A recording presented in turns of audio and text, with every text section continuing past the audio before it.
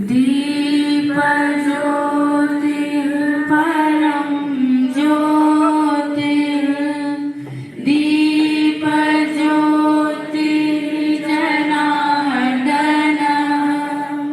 दीपो हरतु मे पापं दीप ज्योतिर्नमोऽस्तुते शुभं करोतु कल्याणम् आरोग्यं सुखसम्पदः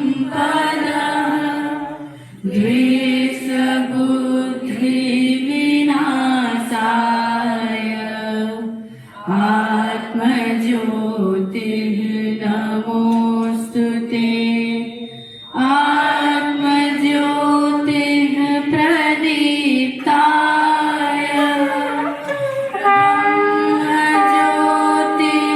नमोऽस्तुते ब्रह्मज्योतिः प्रदीप्ताय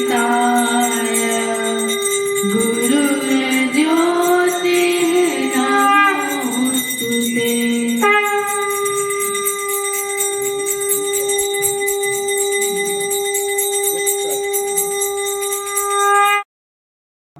पहले रिसोर्स पर्सन के रूप में आप पीजीटी बायोलॉजी सैनिक स्कूल नालंदा विभाग से हैं। मैं प्राचार्य महोदय से आग्रह करता हूं कि उन्हें पुष्प गुच्छ देकर स्वागत करें।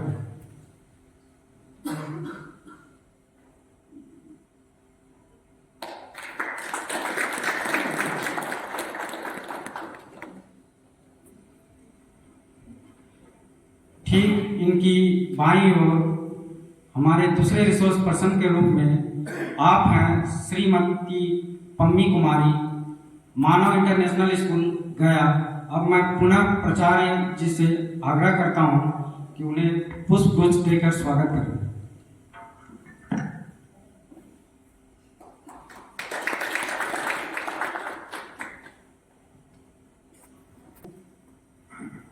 मैं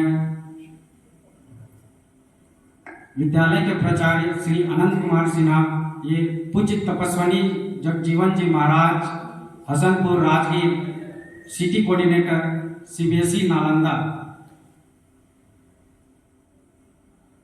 इनके ठीक बाईं ओर आप सबों के ठीक दाहिनी ओर है हमारे विद्यालय के उप प्राचार्य महोदय श्री मनोरंजन कुमार जी, ये कंप्यूटर विभाग के शिक्षक हैं।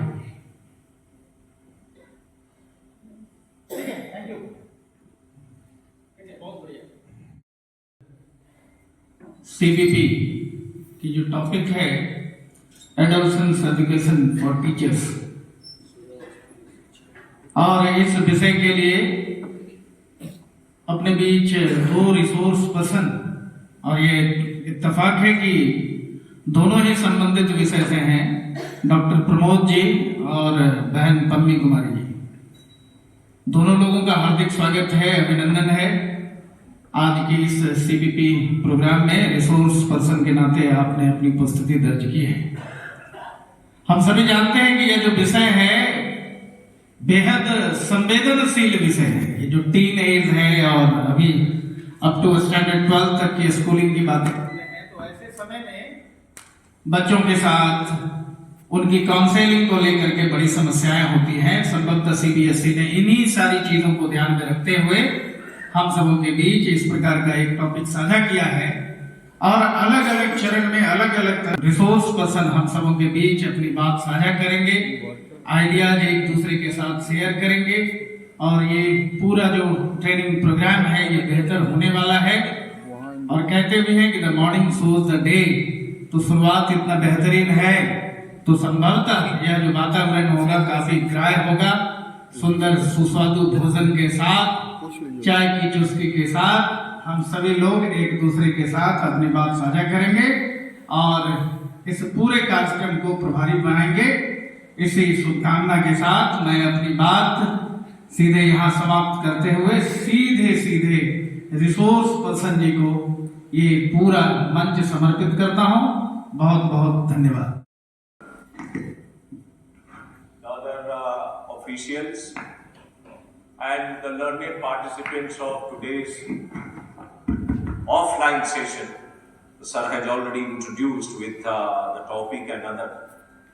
Sir has also started with the kind of note that this age is generally used to be called as the age of turmoil, the age which generally used to be called as the problematic and traumatic. But today we'll discuss those all issues generally used to come in that very age. And then we'll come to the conclusion that it's actually the wrong notion, what we generally used to call that the labile emotion, the imbalance in their emotional quanta, the identity crisis, crossing the boundaries. They generally used to have the kind of rebellion characteristics and others. So gone are the days when we people, and as a teacher also, we were branding them. Because this age is the only age which generally used to be full of potential. Today we'll discuss that what kind of the strategy a teacher or the administration or as a parent we have to do, we have to project, we have to structure so that we will be with the kind of solution to curb those all situations which generally used to be found at the classroom basis, outside the classroom, during conducting their extra or co-curricular activities and so on. Because after COVID, this generation is now being called as the cell phone generation. You might have seen that the learners used to come with a cell phone and the mobile phone, and that is the unauthorized one. So I am from one of the residential schools generally used to run under the Ministry of Defence. There also, every day we generally used to confiscate 5 or 6 cell phones. So now you can imagine that in the residential school where there is no any outsourcing, there is no any kind of the entry of the foreign intruders, and there also we generally used to face the problem. The such kind of unwanted and undesired activity which generally used to be in front of us, it's not only used to be proved as one of the obstacles in the transmission, but also it generally used to give the kind of aberration in the teaching and learning. So whatever the teaching learning generally used to be carried out at the classroom basis, and if the stakeholders, that is the adolescents, will not be in the receptive mode, and they will not assimilate those all, the quanta disseminated by the teacher, then I think our transmission loss is there, if they will not be receptive. So today we'll find out those all solutions. The CBSE has meticulously structured that module where we'll find the solution that what actually a teacher should do at the classroom basis so that they will be receptive, they will be with the potential, and which can be utilized for the national development and the national integration, the both. Because in this era, you might have seen and might have gone through the recommendations of NEP, it's not that we'll have to make them the kind of rote learner. Gone are the days when they used to make the rote learning of those all contents and other. And at the time of the learning outcome, there was a question mark. There used to be the question mark on the learning outcome. You might have seen that every year when the kind of that the performance of the university we generally used to see in the newspaper. Hardly we generally used to find the Indian University on the front page of a newspaper that where the Indian University generally used to be. And this is nothing except the kind of grooming what we generally used to give them at the senior secondary level or the secondary level. That generally used to be in the form of the fruit once they acquire the higher education or the technical educations after qualifying and after getting the qualifications from a technical universities or other professional courses. Today we'll discuss that what actually our strategy should be there so that at that very time they can directly participate in the national development. This should be our aim. Otherwise, after getting or after acquiring the degree, after +2, getting admission in a professional course, And if they don't have the kind of knowledge, they don't have kind of expertise, they don't have the accurate attitude, I think there will be a zero result. Will be with the degrees and other. And in the coming decades, it has already been estimated on the global level, the maximum population of a particular age level, age group that the learners, and that will be the adolescents only. The adolescent age learner will be maximum in the coming decades. So if these all adolescents age learners will not be groomed, will not be trained, I think they are not going to give any contribution to the national development. कहने का मतलब कि राष्ट्रीय विकास में जो किशोर वय की जनसंख्या है, ये सबसे ज्यादा आगे के 10 साल में होने वाली है। तो यदि अभी से हम कमर कस के बतौर शिक्षक उनको उस हिसाब से उनके जीवन कौशल को नहीं परिवर्तित करेंगे, तो फिर आने वाले समय में अगले 10 साल के बाद समाज में जो उनकी भूमिका होने वाली है, जिसके लिए हम लोग सभी अपेक्षित हैं उनसे, और सारी चीजें उसी तरह से व्यवस्थित की जा रही हैं, तो बतौर शिक्षक क्यों ना हम उसका हिस्सा बने कि आने वाले 10 साल में राष्ट्रीय विकास में उनकी सकारात्मक भूमिका तय हो। वो इस तरह की का माहौल पैदा करें और हम लोग इस तरह का माहौल पैदा करें कि उनके व्यक्तित्व का सर्वांगीण विकास हो और समाज की मुख्य धारा में आते हुए वो राष्ट्रीय विकास के लिए तत्पर हो, बजाय इसके कि केवल उनको पढ़ा करके और डिग्री दे दें और वो बेरोजगारी का दम सहते हुए अपने घर में रहें, और समाज में उनकी जो सकारात्मक भूमिका अपेक्षित है वो उस पर एक बहुत बड़ा प्रश्न चिन्ह लगा है। आज सब हम उस पर चर्चा करेंगे कि आखिर वो समस्याएं कौन सी हैं जिन समस्याओं की वजह से हमें चिंतित होने की आवश्यकता है। और सरकार ने, सीबीएसई ने, एनसीईआरटी ने एक मॉड्यूल बनाया। आपको याद होगा हमारे समय कोई किशोर वय कार्यक्रम वगैरह होता नहीं था, कुछ नहीं था। हम लोग अपने स्वयं अपने परिवार में सीखते थे और उसी परिवार के सीखने के बाद वो सारे संस्कार लेकर के आते थे विद्यालयों में, उन संस्कारों का परिवर्तन होता था और फिर समाज और संस्कृति के हिसाब से हम समाज की जो मुख्य धारा है उसमें अपने आप को समाहित करते हुए धीरे धीरे धीरे राष्ट्रीय विकास की तरफ अग्रसर होते थे। आज वैसी स्थिति नहीं है। आज देखते हुए किशोर वय का +2 किया हुआ बच्चा IIT में टॉप कर जाता है और शादी के बाद अपने पत्नी के टुकड़े टुकड़े करके बोरी में कस के नेशनल हाईवे पर डाल देता है। तो क्या हम इसी के लिए पढ़ा रहे हैं उन्हें कि सारी चीजें हो जाए, उनके पास डिग्री हो जाए, डिग्री लेकर के एक IITian और फिर बिहार पब्लिक सर्विस कमीशन और स्टेट पब्लिक सर्विस कमीशन में एक छोटी नौकरी खोजने के लिए फॉर्म भरता है। सरकार का इतना रुपया खर्च हुआ उस टेक्निकल डिग्री को बनाने के लिए, और उसके बाद नतीजा क्या हुआ कि वो आकर के और फिर एक साधारण नौकरी के लिए प्रयासरत है। कहने का मतलब है कि कहीं ना कहीं हमारे इस पठन पाठन और उनके व्यक्तित्व, समग्र व्यक्तित्व के विकास में जो हमारी भूमिका होनी चाहिए थी, ये पाठ्यक्रम के हिसाब से निर्धारित नहीं है। आज उसी पर हम चर्चा करेंगे कि आखिर पाठ्यक्रम में कौन सी बातों को समाहित किया जाए, सम्मिलित किया जाए कि ताकि उनके सर्वांगीण व्यक्तित्व के विकास पर भी जोर हो और साथ साथ पाठ्यक्रम के हिसाब से उनकी दक्षता, उनका जीवन कौशल भी संवर्धित हो। आज इसी पर दिन भर चर्चा करेंगे और कल भी चर्चा करेंगे। सीबीएसई ने बहुत बढ़िया से, बल्कि एक लाइन में आज के प्रोग्राम को कहे तो बहुत बड़े उर्दू शायर ने, उसमें उनको डर नहीं है कि क्या कर रहे हैं क्या नहीं है। आप लोग ने देखा होगा वही बच्चा जो क्लास 9 में पढ़ता है उसको बोलिएगा कि वो कुर्सी उठा करके यहाँ रख दो तो आपकी बात मानेगा, वो ले आकर के रख देगा। लेकिन 10 और 11 वाले बच्चे को यदि आप बता रहे हैं तो अपने छोटे जो जूनियर है उसको बोल रहे हैं, सर बोल रहे हैं, सुन नहीं रहे हो क्या? 9 में था तो आपकी बात मानता था, लेकिन 10 में जो ही गया, 11 में जो ही गया, वो दूसरे को कह रहा है कि कुर्सी लेकर के सब दो, वो अपने नहीं कह रहा है। आपको भी हंसी कभी कभी आपको लगता होगा कि अवज्ञा कर रहा है, अवज्ञा नहीं कर रहा है। दरअसल होता क्या है कि at that very age so many changes generally used to be at a time. Physical changes, emotional changes, psychological changes, mental changes, then spiritual changes. Spiritual change भी उसका हो रहा है। सारे चेंज एक साथ हो रहे हैं उसके, तो उसके दुख में तो खुद आग लगी हुई है। आप उसको समझा रहे हैं तो समझाने का ढंग उसी हिसाब से होना चाहिए कि जिससे नहीं हो। आप देखते होंगे 11 के बच्चे को यदि आपने डांट दिया सबके सामने, उसके बाद देखिए वो अलग जा करके कैसे आप पर देखता है।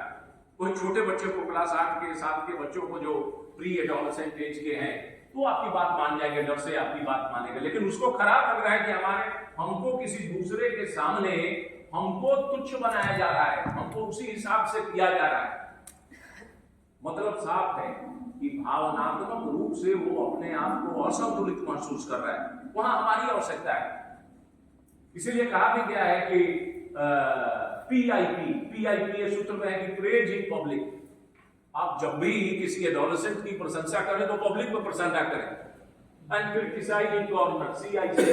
ये PIP और CIC का फॉर्मूला एडोलेसेंट के लिए काम करता है।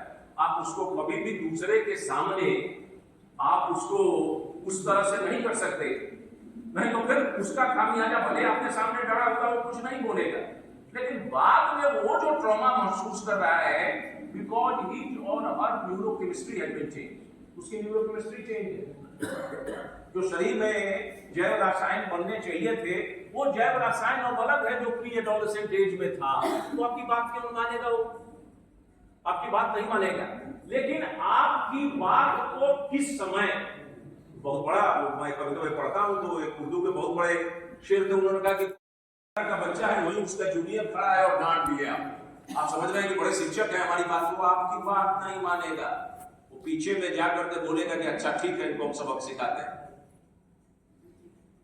कहने का मतलब है कि किस उम्र के बच्चे को किस तरह से हम उसको डील करें, आज इस पर चर्चा करेंगे।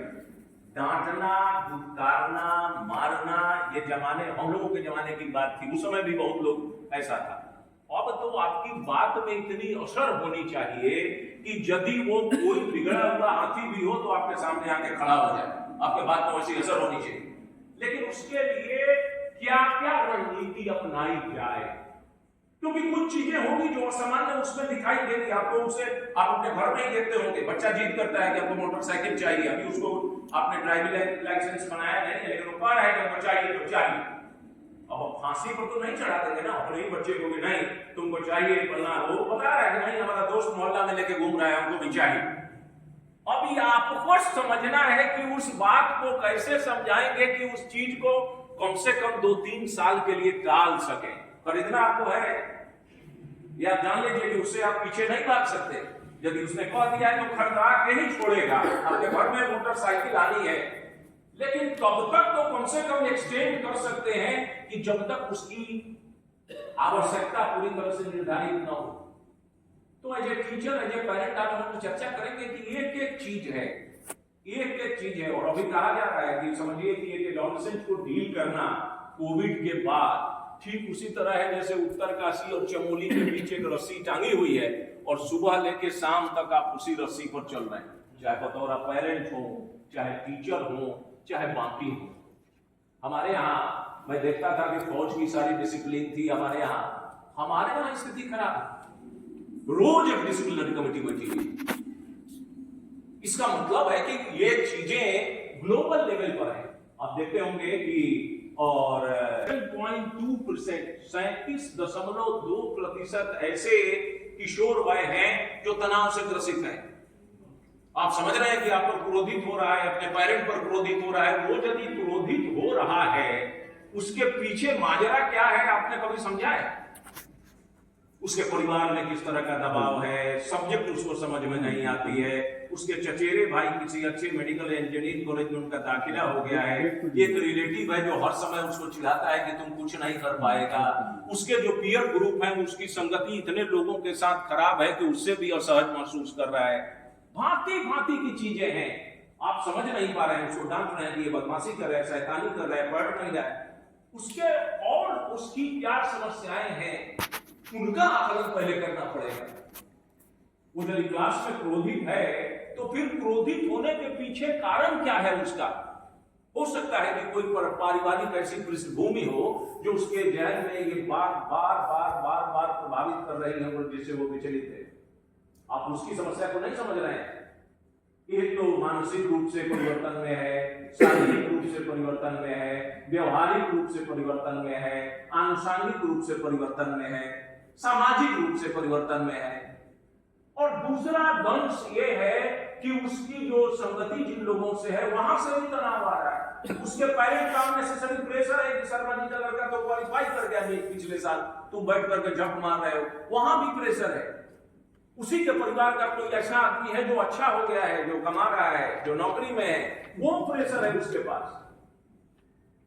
वो जिस विद्यालय में पढ़ रहा है वहां भी उसको कुछ समझ में नहीं आता है, किसी एक्टिविटी में भाग नहीं ले रहा है। और नीम पर करेला ये है, करेले पर नीम या नीम पर करेला, कि उसके पास एक मोबाइल फोन आ गया है हाथ में, हथियार।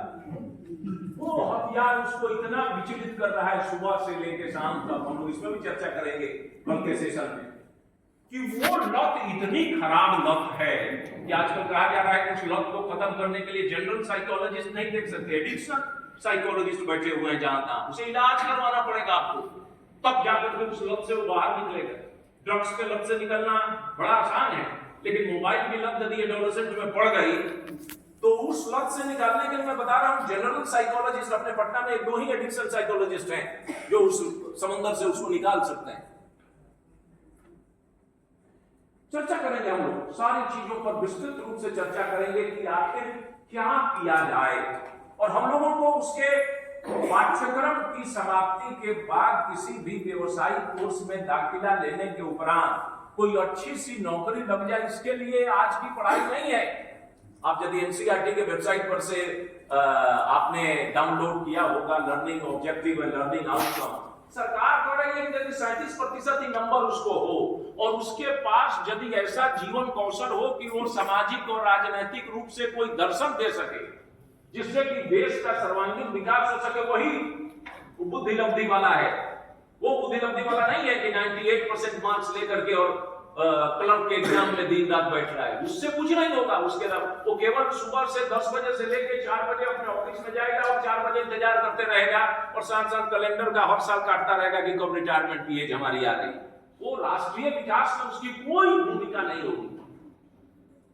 आज के इस राष्ट्रीय शिक्षा नीति का एक ही मकसद है कि इस किशोर वय के जितने भी लाभुक हैं उनको उनकी प्रतिभा को इस तरह से संवर्धित किया जाए कि वो मार्क्स भले कम लाए लेकिन समाज में अपनी भूमिका से, सकारात्मक भूमिका से राष्ट्रीय विकास में अपनी जो भूमिका है वो पूरी तरह से सुनिश्चित कर पाए, ताकि हम भी विश्व गुरु की श्रेणी में आए। नहीं तो इसी तरह नौकरी करने वाले रिटायर होते जाएंगे और सारी चीजें होंगी। राष्ट्रीय विकास में जो भी संरचनाएं हैं, चाहे बाकी जो आधारभूत चीजें हैं, आवश्यक है, उनकी आपूर्ति नहीं होगी और फिर हम वही विकासशील में ही जीवन पर्यंत रह जाएंगे। ये इसमें आखिर स्कूल में ही क्यों इस कार्यक्रम की शुरुआत 2006 में हुई थी और आपको बताते हुए हर्ष हो रहा है कि 2006 में भारत में 3-4 ही रिसोर्स पर्सन थे, जिसमें एक हम थे, बीना सबरवाल थी दिल्ली की, और एक मैं था। पूरे राज्य में घूम घूम करके हम लोगों ने बाकायदा सर्वे किया कि ये समस्याएं कितनी हैं। और बीच में इस किशोर वय कार्यक्रम एडोलेसेंट एजुकेशन प्रोग्राम आते आते 16 में बंद हो गया, 16 में बंद कर दिया गया कि हाँ सारे लोग रास्ते पर आ गए। जान के आपको बड़ा दुख होगा कि 16 के बाद तो सारी चीजें थी, कोविड के बाद फिर जो पहले एबरेशन था, आप कभी एनसीईआरटी के वेबसाइट पर जाएंगे और देखेंगे तो बताया कि 37.2% ऐसे किशोर वय हैं जो आज किसी न किसी कारण से कुंठा के शिकार हैं। करीबन 13.4% ऐसे हैं जो ड्रग्स के जाल में फंसे हुए हैं। 14% लगभग पहुंचिए जो ड्रग्स लेते हैं। हो सकता है कि आपके भी आसपास बहुत सारे बच्चे हों कि जो बहुत सारी दवाइयां लेते हों। एक सेशन हम लोग इस पर भी चर्चा करेंगे। आपको बहुत सारी चीजें नहीं है, विटामिन, ये आपको एमिट्रिप्टिलिन, अल्प्राजोलाम जो एंजियोलाइटिक है, जो किसी डॉक्टर्स के प्रिस्क्रिप्शन पर ही दवा खाने वाले भेज सकते हैं, वो बच्चा लेके ले रहा है। अब देखते हो कि वो स्टिंग वाला जो बियर आता है ना, वो जो ड्रिंक स्टिंग वाला, वो स्टिंग बहुत खतरनाक है। वो यदि बच्चा आपके घर में ले रहा है, हमारे यहाँ भी कप शॉप था, वहां से बच्चे पीते थे, उसमें देखिए कैफीन की इतनी मात्रा है कि वो अल्कोहल के पैदल है जितना टॉक्सिसिटी है उसकी। बच्चा आपके घर में लेकर के 2 स्टिंग दिन बंद, वो 2 बार पी रहा है, वो क्या पी रहा है आपको भी पता नहीं, आप समझ रहे होंगे कि अरे एक सॉफ्ट ड्रिंक होगा ये लेकर के हमारे घर में ले आके, लेकिन उसकी उत्तेजना देखिएगा, वो जितना उत्तेजक है वो वर्णन नहीं कर सकते आप। ऐसी ऐसी दवाइयां बाजार में उपलब्ध हैं कि जो वो लेकर के जनरल जो किसी भी मरीज को रेकमेंडेड है वो लेकर के उसको आदत है सुबह से लेकर के शाम तक ड्रग अब्यूज का शिकार है, खा रहा है, क्योंकि उसको दूसरे ने सिखाया है कि ये ले लोगे तो उसके बाद तुमको शांति मिलेगी, तुम रिलैक्स महसूस करोगे, तनाव कम होगा, परीक्षा का दबाव कम होगा, जबकि और दबाव बढ़ाता है और तनाव बढ़ाता है। वो सारी चीजें सारी जो भी दवाएं सब बढ़ाती हैं। कहने का मतलब ये चीज नहीं है। और समझिए 13.7 14% लोग हैं जो ड्रग्स के जाल में हैं, ड्रग्स के जाल में, क्लास 7 में 8 में 9 में, और उसको सब चिढ़ाता है। यदि उसका थोड़ा सा बल्कि वजन है तो उसको मोटा चाहे मोटी बोल के चिढ़ाता है, थिंगना करके चिढ़ाता है। ये सब चीजें हम लोग समझते हैं कि क्लास में सामान्य बात है, इसका निदान हो जाएगा। आप नहीं जानते ऐसे body image, negative body image से करीबन 26-27% ऐसे किशोर वय हैं जो पीड़ित हैं मानसिक रूप से, कि हमको ऐसा चिढ़ाया जाता है कि संसार में हम ही हैं कि जो इस तरह से हैं। तो जो अपने शारीरिक स्वास्थ्य के विकृति के रूप में अपने आप को देख रहा है वो पढ़ेगा क्या? उसके मन में तो खुद कुंठा है। हम लोगों को उस कुंठा से बाहर निकालने की आवश्यकता है। जेंडर स्टीरियोटाइपिंग का केस है बच्चे में भी, विद्यालय में भी, कि लड़कियों का अलग है कि वो ये प्रैक्टिकल नहीं कर सकती, ये सब्जेक्ट नहीं पढ़ सकती, यहाँ नहीं जा सकती, बास्केटबॉल नहीं खेल सकती, वॉलीबॉल नहीं खेल सकती। ये कुंठा अलग है कि लैंगिक असमानता विद्यालय में फैला हुआ है, जबकि सरकार का साफ स्पष्ट निर्देश है कि उनको लैंगिक रूप से कभी विभेदित नहीं किया जाए। There should not be any gender discrimination at the classroom basis. Whatever the opportunities are there, there should be the clear-cut inclusiveness in transaction of your counterparts, in making them competent enough to be the part of that classroom, to that group. There should not be any discrimination at all. ये सारी चीजें करनी है। Gender discrimination का एक और मुद्दा है कि जो किशोर वय में सबसे बड़ा है, और वो है उनका डिसीजन न लेना। They are unnecessary. आप देखते होंगे अपने बच्चे को बता रहे हैं, आपके उम्र के आपके घर में भी बच्चे होंगे, और आप उनको केवल बताइए जब आपने उम्र में आप थे, आपके पिताजी ने इस तरह का प्रशिक्षण दिया था आपके घरेलू स्तर पर कि आप कोई समस्या के विकल्प के रूप में या समाधान में अपनी सक्रिय भूमिका निभाते थे। यहाँ ये कर देंगे। आज के बच्चे को हम ना किसी सामाजिक समारोह में भाग लेने दे रहे हैं, ना उसको किसी प्रकार के व्यवहारिक और जो मैनेजरियल स्किल है वो सिखा रहे हैं, ना कि अपने पिताजी पर माताजी पर ही आश्रित है कि वो सोचे कि उसे क्या करना है। बताइए, यदि कोई डिसीजन लेना नहीं चाहता, indecisive है, indecisive personality cannot give the learning outcome whatever the training he is undergoing. उसके निर्णय की क्षमता को कैसे प्रवर्धित किया जाए? So we'll discuss the one of the modules tomorrow, that what should be our strategy, what are the practical approaches by which we can glorify their decision making capability. और डिसीजन बहुत सारे मॉडल की भी चर्चा करेंगे कल हम लोग। In school, in tuition, by my friends, my handwriting was very ugly, and actually there was no pattern in writing, and I was ashamed whenever I had to submit the copies. I hesitated to submit it to anybody. I didn't understand how to come out of it.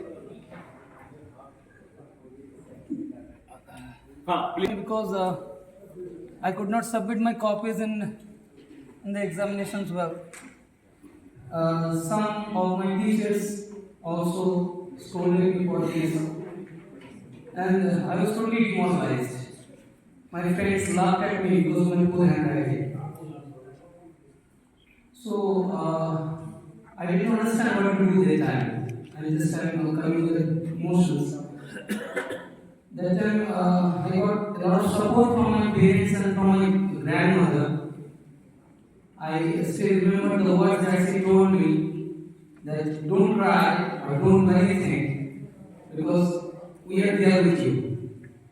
You can do everything in life if you try.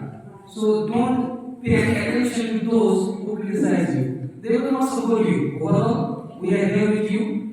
If you pass, we are with you. If you fail, we are with you. If your handwriting is good, we are with you. If it is not, we are with you.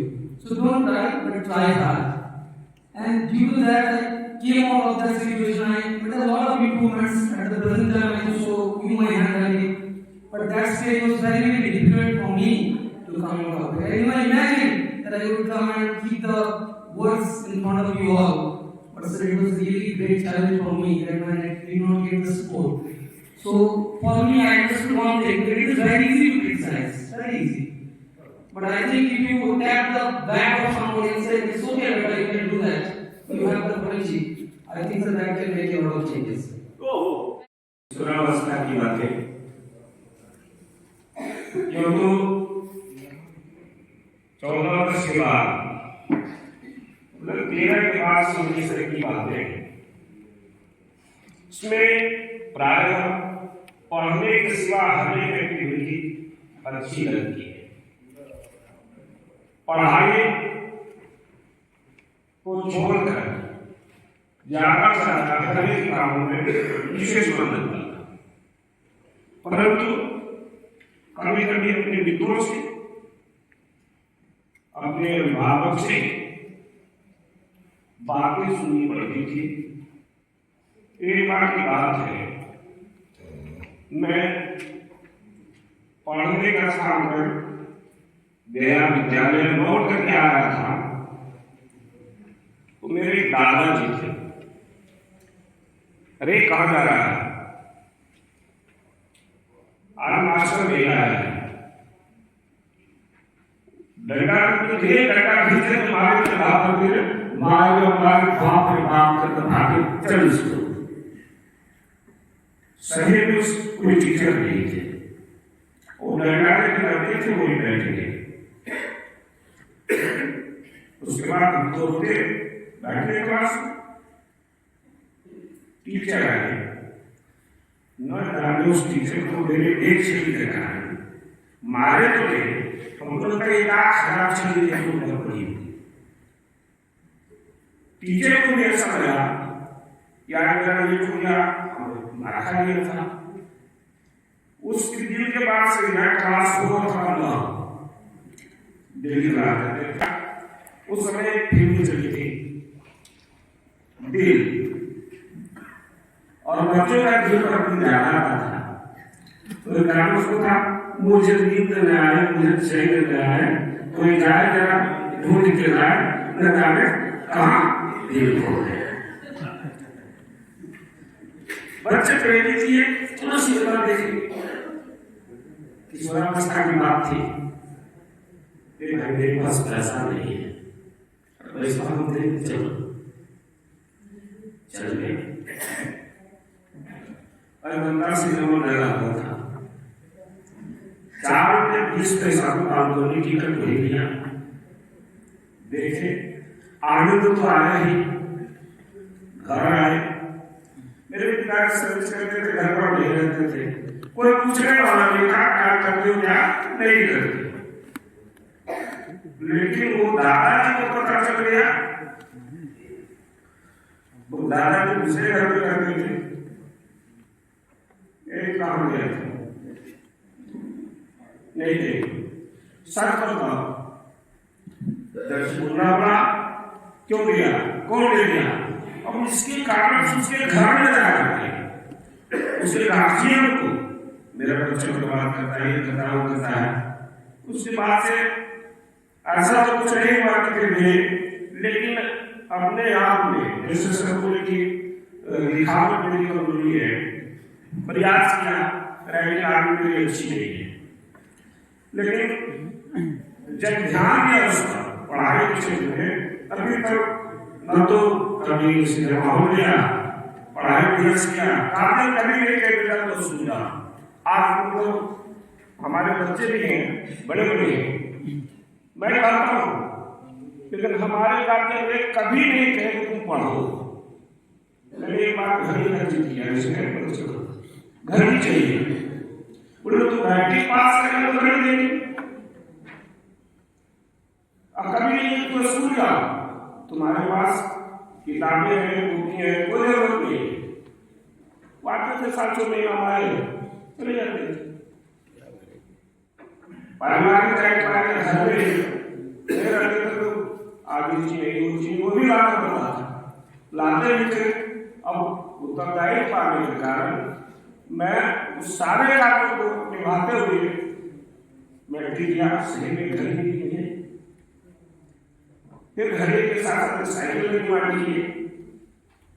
तो मेरे 10th class में शादी हो गई थी, तो उसमें मेरे चलता था घर में माला साइकिल, तो सारी चीजें हमें बचपन में ही मिली। इस प्रकार से मतलब कैसे किसी प्रकार से हमें किशोरावस्था, तो बिहारियों का एक ऐसा बिहारी बचपन देखता है, किशोरावस्था देखता है, जवानी नहीं देखता है। कारण है कि बचपना किसे लोग मानते हैं, किशोरावस्था पढ़ाई लिखाई में, जवानी तो पढ़ाई लिखाई में गुजर जाती है, नौकरी के चक्कर में इधर उधर भागते भागते शादी वादी हो गई, बच्चे हो गए, बुढ़ापा आ गई, जवानी मिलती है। ठीक, उस समस्या का समाधान करके आपके सामने बैठ जाएगा, हो गया। बस यही काउंसलिंग होती है। काउंसलिंग का मतलब नहीं है कि बुला करके दुत्कारना शुरू करिए और कहिए कि तुम्हारा कोई इलाज नहीं है, तुम दफा हो जाओ यहाँ से, वो काउंसलिंग नहीं है। काउंसलिंग है कि उसके किसी भी सकारात्मक पहलू को निकालिए। एक बहुत बड़े शायर हैं, आप भागलपुर के राणा शायरी, तो उनका एक शेर है कि एक जो एडोलेसेंट एज का है वो अपने गुरु से, अपने उस्ताद से कह रहा है कि मंजिल न दे, चिराग न दे, हौसला तो दे, तिनके कहीं सही मगर तू आसरा तो दे, बरसों से तेरे नाम का खाता रहा परे, मेरे खुदा तू कौन है इतना बता तो दे, माना मेरे नसीब पे तेरा इख्तियार, मेरे नसीब में क्या है इतना बता तो दे। पर पोएट्री से सुनिए, कह रहा है कि I have been in illusion that you are parallel to the God. I know that you have accumulated n number of informations in the form of bookish idea, but I don't require your expertise. Tell me that what are my weaknesses. Tell me that what are my strengths, so that I can repair my weaknesses and I can glorify my strength, and then I can touch the touchstone and make my life sublime. This is the need of the earth. कहने का मतलब है कि मैं इस भ्रम में हूं कि आप भगवान के पैरेलल हैं, ठीक है, आपने जानकारी प्राप्त की है, लेकिन हमको आवश्यकता आज के दौर में है कि हमारे साबल्य के बारे में और हमारी दुर्बलता के बारे में हमको बताइए कि दुर्बलता हमारी है कहां, जहां मैं रिपेयर कर सकूं। ये हमें पता नहीं चल रहा है इस उम्र में। इस उम्र में हमें यही पता नहीं चल रहा है। यदि ये हो गया तो मैं अच्छा कर जाऊंगा, एकदम गारंटी मैं आपको बता रहा हूं। खाली ये बताइए हमको परख करके, बाकी तो मैं पढ़ लूंगा, जहां से पढ़ना होगा वहां से पढ़ लूंगा। इसीलिए आज के शिक्षक को फैसिलिटेटर बोल रहे हैं, मेंटर बोल रहे हैं, टीचर नहीं बोल रहे हैं। टीचर का जमाना हम लोगों के समय था, अब एक टीचर दुनिया का सब चीज कर रहा है, सारी चीजें। मैं कभी कभी सोचता हूं कि एक शिक्षक की जो भूमिका आज के समाज में है, कोई जॉब वाला नहीं कर सकता। आपको कभी कभी लग रहा होगा कि आप किसी बच्चे को पढ़ा रहे हैं तो आप इंफीरियर हैं। एक ब्लॉक में बैठा हुआ पदाधिकारी या जिला में बैठा हुआ पदाधिकारी सुबह के 10 बजे आता है और शाम के 4 बजे दफ्तर बंद करके चला जाता है, लेकिन उसके माथे पर किसी प्रकार की जिम्मेवारी नहीं होती कि अगले दिन कार्यालयीय जो भी कार्य संपादन होगा उसमें उसकी भूमिका क्या होगी। आपको जब तक बच्चा आपके विक्रमः यशसिचाभिरुचि अभिसंवृतौ प्रकृति सिद्धं विद्धं महात्मा यही लोग हैं। विपत्ति Dhairyam, the patience in unfavourable condition.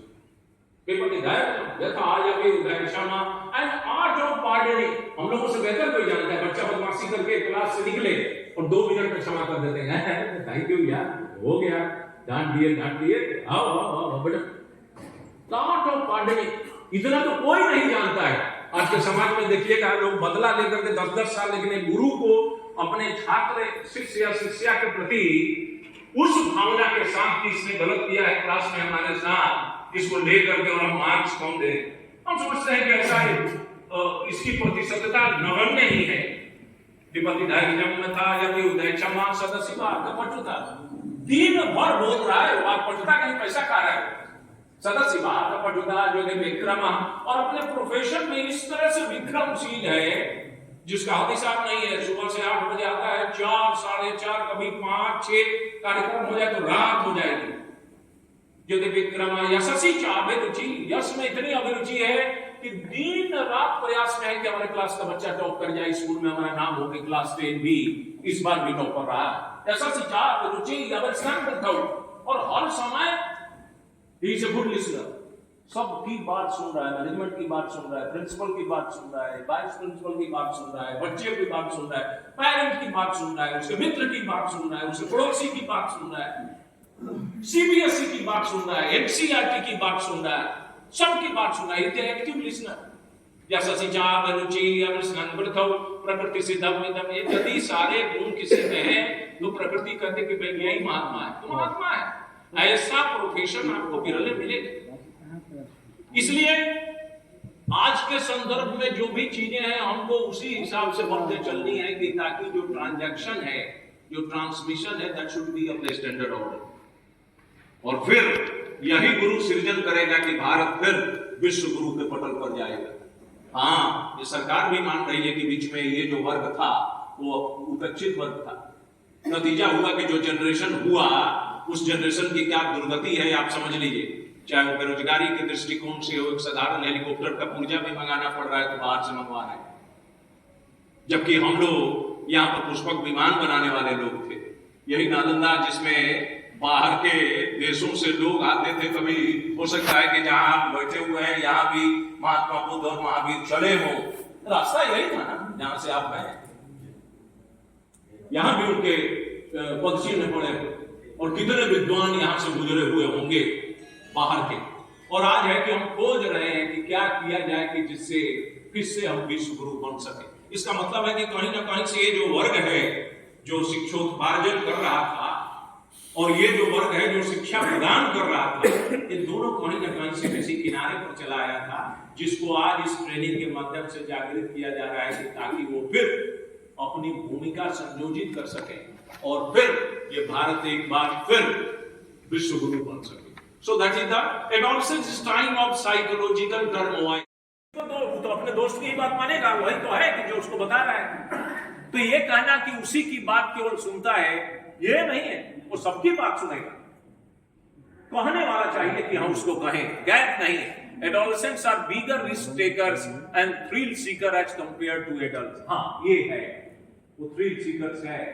आज का जो बच्चा आप देख रहे हैं, नदी के बांध पर जाकर के सेल्फी बनाना, चलते हुए ट्रेन से सेल्फी बनाना, तो ऐसी ऐसी बातें करना कि जिसमें उसको एक नया लगे कि हाँ नया चीज कुछ हो रहा है, उत्तेजना वाली, ये उसकी प्रवृत्ति है। इस उम्र में वो प्रवृत्ति है।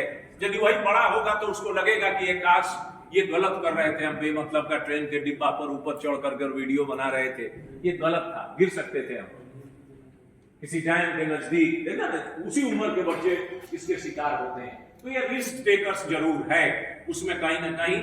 Adolescents should be open to discuss the issue related to the sex and puberty with the parents, teacher and friends. Yes, ये हमें बताना है, चाहे डायरेक्ट बताएं चाहे इनडायरेक्ट बताएं, ताकि उस चीजों के बारे में जिसके बारे में उसकी नकारात्मक सोच है, they are not pre-acquainted with those all things and they are gathering the information from inappropriate sources.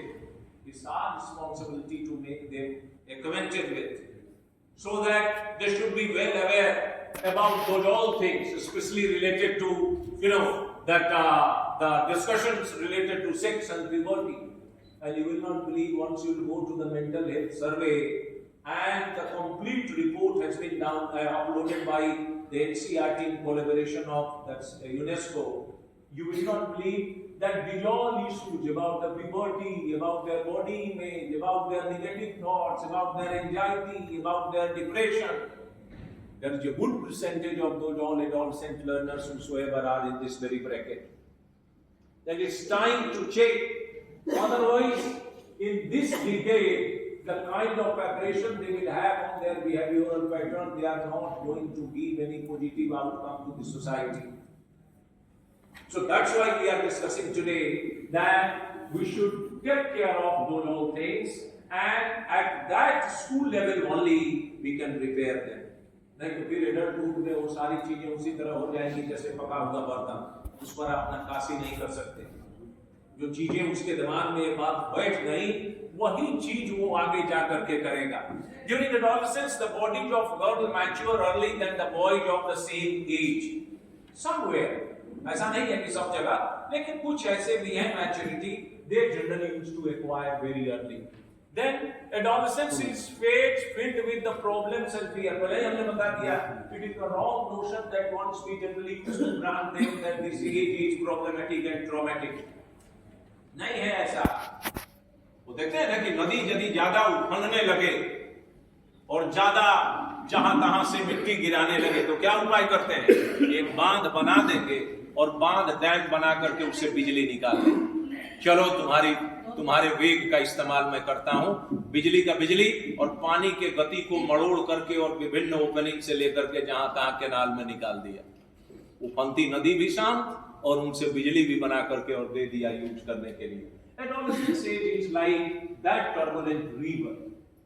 It is our responsibility to produce the potential in the form of that hydroelectricity from that, the turbulent water of that river. ये हमें करना है, उस potential का इस्तेमाल करके उसी से निकाल लेना है। यदि बच्चे में ज्यादा जोश है, ज्यादा खरोश है, तो उसको खेल के मैदान में उसी जोश खरोश को लेकर के आउटकम में बदल देंगे, ताकि वो स्कूल के लिए, उस प्रांत के लिए, उस देश के लिए कुछ नया बेटर दें। चलो तुम्हारी जो जिज्ञासा है वो मैं शांत करता हूँ, उतना कुछ मैं दूंगा, उतना सारा चीज दूंगा। लेकिन वो गुरु ही कर सकता है, बाकी कोई नहीं कर सकता।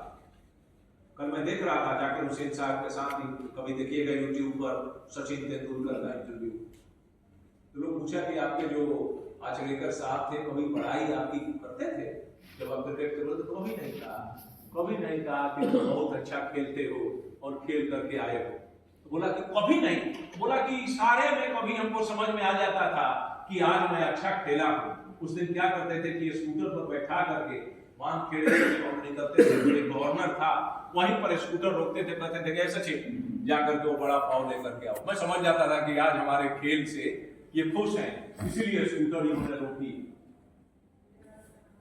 बताया कि कभी मार, हाँ एक बार बहुत बार एक बार थप्पड़ हमको सबके सामने उन्होंने दिया था। क्या? तो एक स्टेडियम में मैं गया और वहां मुझे खेलना था और मैं दर्शक दीर्घा में बैठ करके ताली बजा रहा था। तो खोजते हुए हमको आए और हमको देख करके उन्होंने कहा कि you are suppose to play, तुमको यहाँ मराठी में बोला कि यहाँ तो तुमको खेलना चाहिए। तो हमने कहा कि नहीं, मैं आज अपने मित्र को देखने आया था वो कैसा खेलता है ताकि मैं ताली बजाऊं। वो उसके बाद उन्होंने थप्पड़ जड़ा और कहा कि मैं तुमको देखना चाहता हूँ खेलते हुए, तुम्हारे मित्र को चाहता हूँ कि वो ताली बजाए। उल्टा कर रहे हो।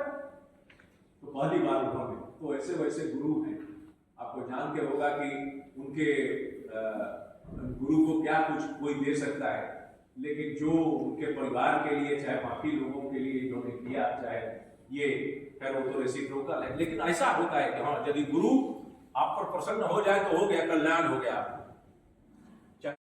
लेकिन वो जिस गुरु के सानिध्य में उसकी शिक्षा होगी और किशोर वय में जो भी चीजें, जो भी जीवन कौशल उसने सीखा होगा, वो समुचित समाज को अक्षरशः फिर रूपांतरित करके दे देगा।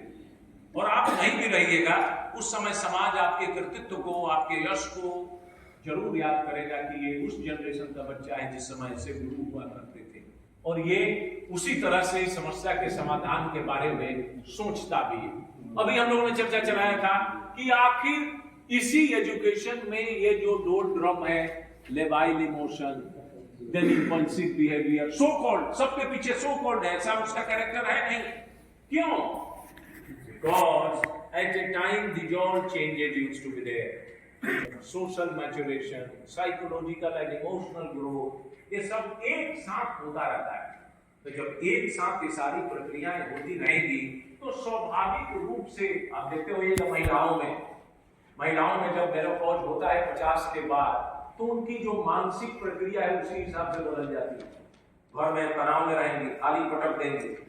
तो जो पुरुष जानता है कि हाँ इस उम्र में ऐसा है, this hormonal changes generally make them abrupt, तो बड़ा हंसते हैं, वो बड़ा नॉर्मल ढंग से उनको कंट्रोल करते हैं. अच्छा हो गया, ठीक है, कहाँ चल रहा है, तो यहाँ चलना है, ये सामान खरीदना है ना, चलो ठीक. वो जान रहे हैं कि हाँ ये चीजें इनसे, इनके व्यवहार से नहीं हो रहा है, इनके शरीर में वो जो जैव रसायन है उसके परिवर्तन से हो रहा है. और हम लोग किशोर वय को नहीं समझते कि हाँ इस जैव रसायन से सारी चीजें हो रही हैं.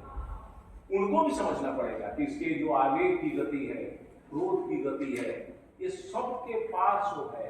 कभी कोई बच्चा आपके यहाँ क्रोधित हो जाता है तो क्रोधित होने वाले बच्चे को हम गलत समझना शुरू कर देते. तुम्हारी यह हिम्मत कि तुम अपनी माँ को आंख दिखाए, माँ का तुमने बोला, देखा ना जो हाई स्कूल और +2 का क्रोध में तुमने माँ को आंख दिखा दिया. अरे आंख नहीं दिखाया हो, कहाँ उसकी हिम्मत है आंख दिखाने का. उसकी न्यूरोकेमिस्ट्री बदली हुई है.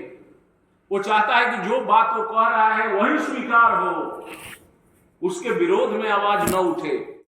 चर्चा के माध्यम से दिए यदि श्लोक पढ़ेंगे तो साफ है. क्रोधात् भवति सम्मोह, सम्मोहात् स्मृति विभ्रमः, स्मृति भ्रंशात् बुद्धिनाशो, बुद्धिनाशात् प्रणश्यत्. क्लियर कट है.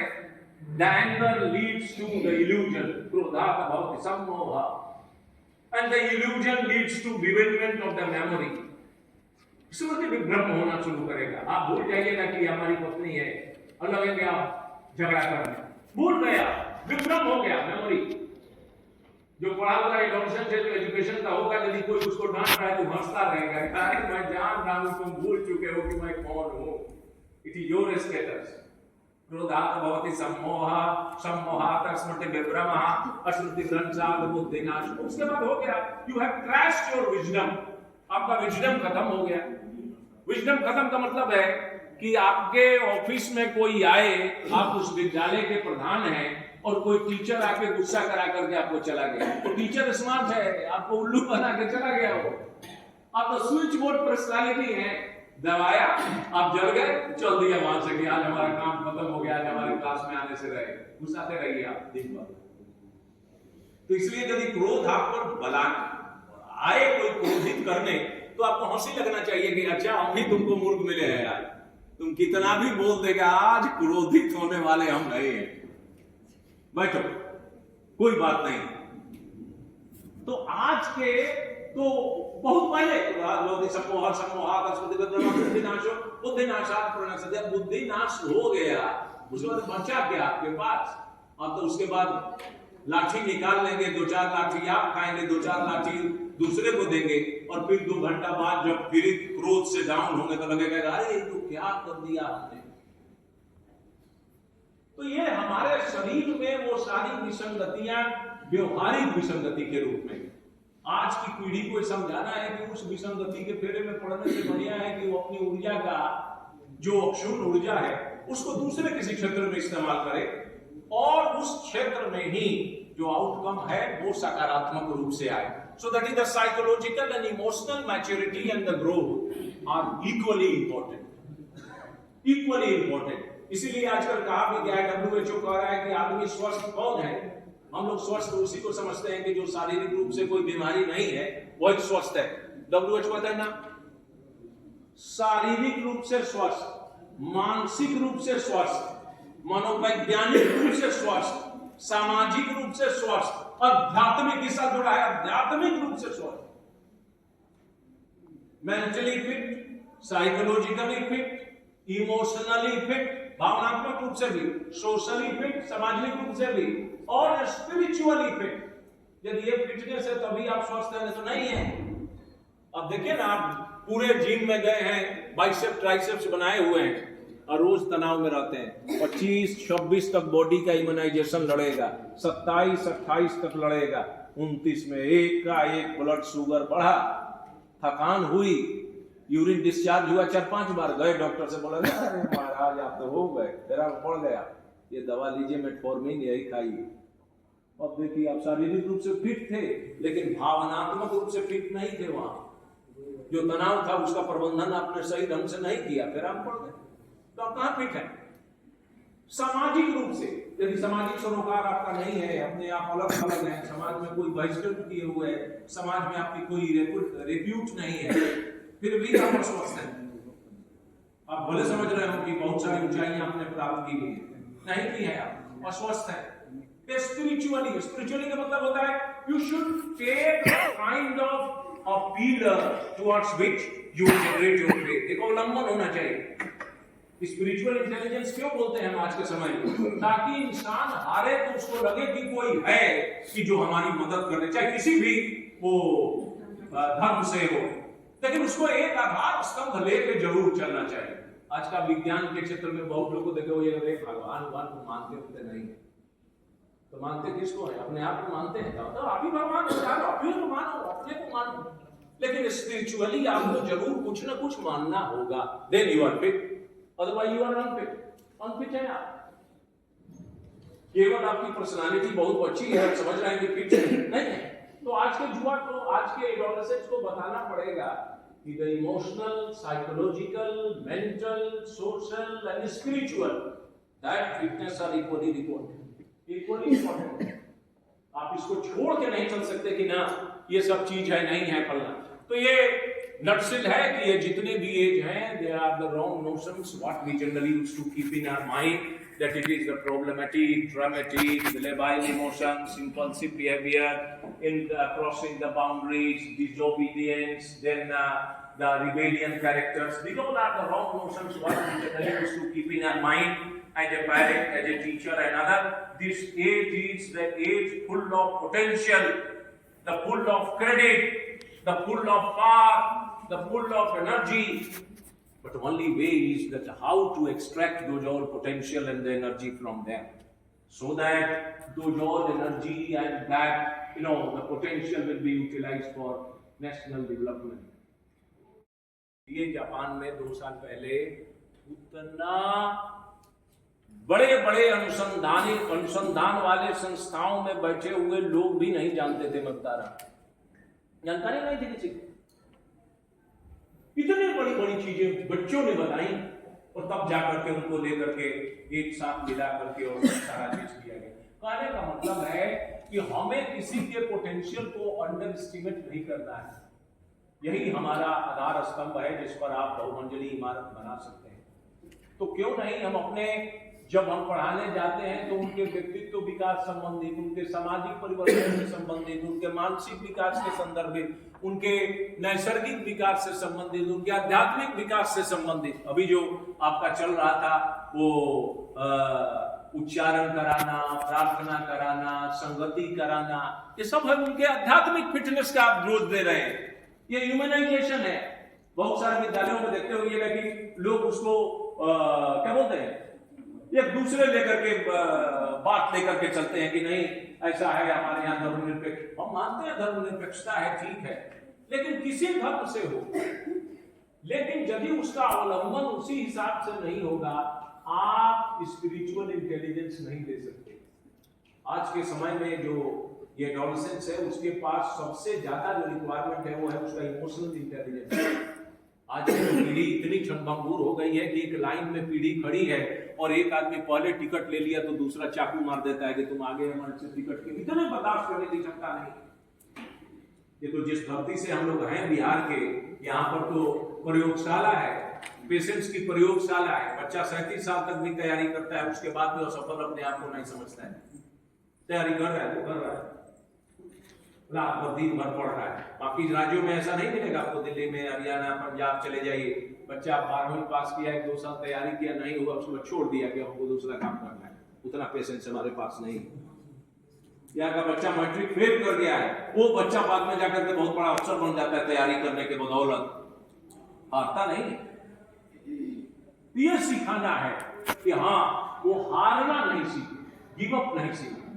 So that's why this age is इसमें बहुत सारी चीजें हैं कि जो WHO का अभी हमने बताया कि 10 से 19 साल तक का जो उम्र है, इसमें देखिए इसमें पूछ रहा है, ये कह रहा है कि don't call me teenager, from now on I want to be referred to as pre adult. Pre adult हमें कहिए, हमें टीनेजर मत कहिए। कहने का मतलब है कि वो बच्चा जैसे बताया ना कि सोफा पर बैठा हुआ है, उसको हटा दिया कि तुम जाओ, ये सब बातें तुम्हें नहीं सुननी चाहिए। उसको ये भी लग रहा है कि हाँ ये हमारा तिरस्कार किया जा रहा है, हम सुनना चाहिए हमें। तो ये प्री एडल्ट इसलिए है क्योंकि वो सारी चीजें उसको जाननी चाहिए जो चीजें उनके सांवेगिक विकास के लिए आवश्यक है। उसको ब्रांड बनाना अच्छा नहीं लगता है। बहुत बच्चे को देखिएगा, यदि बोल रहे हैं उसको कि यार तुम बच्चा हो, तो बड़ा बिगड़ जाता है, बच्चा हम में से रह गया, हर समय बच्चा बच्चा बच्चा बच्चा हमको करता है। हमारे यहाँ तो और है कि चाहे वो बूढ़ा भी हो जाए तो माता पिता उसको बौगा ही बोलते हैं या नूनू ही बोलते हैं, लेकिन वो दरअसल एडोलसेंस एजुकेशन कहता है कि नहीं, बदल दीजिए ना। यदि वो बूढ़ा भी बच्चा भी हो गया, बौगा ही बोल रहे हैं, उसको हर समय बौगा का ही भनक मिलेगा। आप भी उसी तरह से सोच रहे हैं और वो भी अपने आप को ढाला नहीं है। वो समझ रहा है कि आज भी हम वही बउआ है पिताजी के कि जो बहुत पहले थे। इसलिए जब भी हो एक एज पास करे तो उसको दूसरे नाम से बुलाए, जो उसका ओरिजिनल नाम है, बल्कि उससे मत बुलाए, क्योंकि वो आपके नजर में भी उसी तरह से है और उसका भी परिवर्तन उसी तरह से हो रहा है उसके दिमाग में। किसी शेर को भी यदि बकरी रोज कहिएगा तो उसकी जो आदत है शेर की वो बदल जाएगी, वो बकरी की तरह ही आने लगेगा, दहाड़ना बंद कर दे। तो कहने का मतलब है कि दिस इज द ये टाइम ऑफ चेंज है कि जिसमें अब है चेंज। आप सब जानते हैं इसमें मेंटल, इमोशनल, ये सारी जो चेंजेस हैं, मसल मास बढ़ जाता है, there used to be the certain changes in secondary sexual characters also. और आपको जान करके बड़ा आश्चर्य होगा कि इसकी भी प्रतिशतता कम नहीं है। यदि national mental health survey NCERT के वेबसाइट पर आप डाउनलोड करके पढ़ेंगे तो बहुत ऐसे बच्चे हैं और बच्चियां हैं कि जो अपने शारीरिक विकास इसके लिए चिंतित है। बहुत बच्चा है कि यदि मूंछ दाढ़ी उसकी समय पर नहीं आई और हाई स्कूल में चला गया और दूसरे को उसमें तनाव में है। आपको किसी न किसी माध्यम से बताना पड़ेगा, प्रत्यक्ष या अप्रत्यक्ष माध्यम से। यदि आज के बाद क्लास में जाते हैं, अब देखिए यदि ऐसा कोई बच्चा आपके सामने बैठा हुआ है और उसको आपको लगता है कि उसकी जो अकादमिक प्रगति है किसी कारण बाधित है, कि वो अपने शारीरिक सौष्ठव और लंबाई और मूंछ और दाढ़ी और सेकेंडरी सेक्सुअल कैरेक्टर्स के बारे में ही सोचता रहता है, तो आपको डायरेक्ट कहने की आवश्यकता नहीं है और प्रत्यक्ष रूप से समझाइए कि ऐसी परिस्थिति है। और जहां तक मैं जानता हूं एडोलसेंस एजुकेशन में हमने ट्रेनिंग की है, ये सामान्य प्रक्रिया है। बहुत लोगों में वो जो जैव रसायन है वो बहुत पहले बन जाता है, बहुत लोगों में थोड़ा सा विलंब से आता है। इस एज में बच्चों की बॉडी में बहुत सारे बदलाव होते हैं। आपके सामने एक डायग्राम दिखाया गया है। उस डायग्राम में मेल और फीमेल दोनों की बॉडी की शेप और साइज दिखाई गई है। ये जो फिजिकल, मेंटल, इमोशनल जो चेंजेस हो रही हैं, ये सभी चेंजेस इसलिए हो रहे हैं क्योंकि उनकी बॉडी में हार्मोन्स जो है वो रिलीज कर रही है, जिसको सर बार बार आपके सामने रिफ्लेक्ट कर रहे हैं जाते केमिकल रिएक्शन। ये सारे रिएक्शंस जो हो रहे हैं, इसका जो आपके सामने जो इमेज दिख रही है पिट्यूटरी ग्लैंड, ये जो ग्लैंड है इसे हम मास्टर ग्लैंड भी कहते हैं। ये बॉडी के अंदर जितने भी हार्मोन्स जितने भी रिलीज कर रहे हैं, ये सभी उसके सिक्रीशन से ही हो रहे हैं। सारा सिक्रेशन बॉडी में, जितना भी बॉडी के हर एक पार्ट में जो ये हार्मोन्स रिलीज कर रहे हैं, इसको लीड मास्टर ग्लैंड कर रहा है। The reproductive system, mature adult features appear in height and muscular mass increase. इस एज में बच्चों की बॉडी शेप, साइज सभी चेंजेस हो जाते हैं। आप सबने ऐसा फील किया होगा। सबसे पहले मैं गर्ल्स की एग्जांपल्स लेना चाहूंगी, क्योंकि इस एज में बच्चों की जो बॉडी की शेप और साइज जब चेंज होने लगती है तो बॉडी के चेंजेस की वजह से लड़कियों में बहुत साइनेस आ जाता है। बच्चे काफी डरने लगती है, उनको लगता है ये इमेज हमारे बॉडी में बन रही है, ये बातें मैं किससे शेयर करूं। एक अपने ही स्कूल में मैंने केस स्टडी किया, उसमें मैंने ये रियलाइज किया, एक छोटी सी बच्ची इसी एज की, और जब उसकी बॉडी में चेंजेस होने लगे, अमूमन ये चेंजेस क्यों होते उसे नहीं पता था, बट उसे इस सिचुएशन में कैसे हैंडल करना था और किसे कहना था ये भी नहीं पता था। सडनली उसकी ब्रेस्ट जो है वो डेवलप करने लगी, उसके पेल्विक बोन ब्रॉड होने लगे, हिप उसका ब्रॉड होने लगा। उस कंडीशन में उसे लगा कि शायद धीरे धीरे जैसे जैसे इस एज से वो प्यूबर्टी के एज में पहुंची, उसके मेंस्ट्रुएशन साइकिल भी स्टार्ट हो गए। अब उसे और भी नर्वसनेस फील होने लगा, शायद मैं किसी डिजीज के शिकार में आ गई। अब मुझे क्या करना चाहिए? सबसे पहले मुझे डॉक्टर से मिलना चाहिए। ना ही उसने अपने घर में किसी को ये बात बताई, और जो उसके अंदर ये जो टेंशन क्रिएट हो रहा था, इसके बारे में उसने किसी से शेयर भी नहीं किया। बस उसे साइकोलॉजिकल ये पता था कि जब हम बीमार होते हैं तो डॉक्टर के पास जाते हैं। अपने पास के घर के लोकेशन में एक उसके घर के पास एक डॉक्टर के क्लिनिक पर वो पहुंची, और उसने डॉक्टर के पास जाते के साथ बहुत फूट फूट कर रोने लगी। रैंडमली डॉक्टर ने पूछा, व्हाट हैपेंड, रो रहे हो बेटा? उसने कहा, doctor look at me now, this is the condition for my body specially, क्योंकि उस समय उसे पीरियड स्टार्ट हुए थे। That is the first period for her, and on that period we are called मेनोमेनाज। मेनोपॉज हमने आपको बताया कि जब पीरियड रुकती है, लेकिन जब पीरियड पहली बार शुरू होती है तो ये सिचुएशन बच्चों में आती है। उसने जब डॉक्टर से पूछा, डॉक्टर ने कहा, हंसते हुए पहले उसे देखा, फिर उसने कहा कि बेटा तुम बीमारी की चपेट में नहीं हो, मैं तुम्हें बताती हूँ। डॉक्टर खड़ी हो गई रैंडम, और उन्होंने हंसते हुए कहा, मुझे देखो, मुझे देखो। वो बच्ची ने सोचा कि मैं डॉक्टर ऐसे मेरे साथ रिएक्ट क्यों कर रही है, मुझे देखने को क्यों कह रही है। उन्होंने कहा कि क्या तुम्हें अपने अंदर जो जो चीजें रियलाइज हो रही हैं, जो तुम अपने बॉडी की इमेज में, जो भी शेप और साइज में चेंजेस तुम्हें फील हो रही है, तो मुझे देखो, ये सारे चेंजेस मुझे दिख रहे हैं। उसने कहा, यस मैम। फिर उन्होंने कहा कि ये जो सिचुएशन आप फील कर रहे हो बेटा, ये आप ही नहीं फील करते हो, इससे आपकी मम्मा ने भी इस ड्यूरेशन को हैंडल किया होगा। इससे हम सभी भी इस एज को ही क्रॉस करके इस एज तक पहुंचते हैं, और इससे हमें डरना नहीं है। इसका मतलब कि आप हेल्दी हो, ये सिग्नल है कि आप हेल्दी हो। ये सारे ग्रोथ होना आपका हेल्दी होने का एक बहुत बड़ा एग्जाम्पल है। उसने फिर सांस ली, रिलैक्सेशन की। उसने कहा, ठीक है मैम, अगर आप कह रहे हैं, क्योंकि डॉक्टर को सभी भगवान मानते हैं, वो टीचर के पास भी नहीं गई, ना ही पेरेंट्स को बताया, वो डॉक्टर के पास गई, क्योंकि उसके माइंड में यह था कि वो एक डिजीज का शिकार हो चुकी है। जब डॉक्टर से उसकी बात हो गई, उसकी बॉडी में ये सारी चीजें चेंजेस क्यों हो रही है, कैसे हो रही है, तो उसके अंदर जो निगेटिविटी थी अपनी बॉडी में चेंजेस को लेकर, वो उस समय काफी काम फील कर रही थी। इन सारे सिचुएशन को हम सभी एज अ वुमेन अपने स्कूल में भी फेस करते हैं। कभी कभी रैंडम ये सिचुएशन जब हमारे आंखों के सामने आती है, तो हम बच्चों को, कुछ टीचर ऐसा करते हैं, वो उन्हें डांट देते हैं, तुम्हारे साथ पहली बार नहीं हो रहा जितना तुम दुलार लगा रही हो। लेकिन हमें इस सिचुएशन में समझना होगा उनकी मेंटल स्थिति क्या है, क्योंकि इस एज से हम सभी भी गुजर चुके हैं, और इस कंडीशन में हमने कैसा फील किया ये हम सब जानते हैं। दूसरी एक केस बॉय के केस में थी। बॉय जो था, जैसे जैसे वो बड़ा होता जा रहा था, एडोलेंस की एज में उसकी हाइट, उसकी मसल्स इंक्रीज हो रहे थे, बट उसे अचानक से फील हुआ कि उसके फेस में मोस्टैच, बियर्ड ग्रो होने लगे, अंडर आर्म में भी उसके हेयर ग्रोथ होने लगे, पेल्विक बोन्स में भी उसके हेयर ग्रोथ होने लगे। रैंडमली उसने देखा कि उसकी धीरे धीरे प्रोग्रेस बॉडी की चेंज हो रही है, तो उसने अपने स्कूल के टीचर से सवाल किया, पूछा, सर ये जो चेंजेस हो रही है मेरी बॉडी में, इसका मतलब कि सर मैं अब बहुत बड़ा हो गया, क्योंकि उसे ये कॉन्फिडेंस था कि मैं अब यंग हो चुका हूं।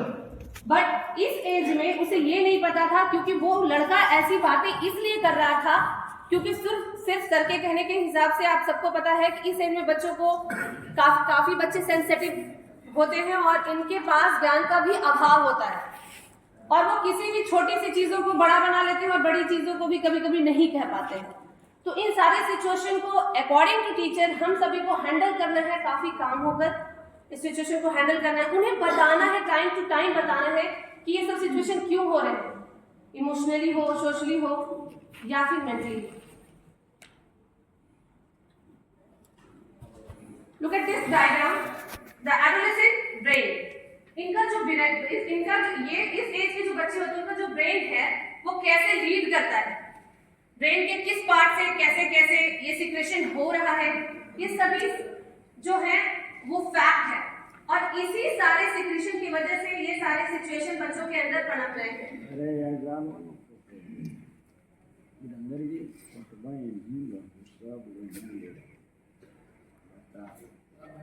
टेबल पर बैठला लेकिन फायदा बोले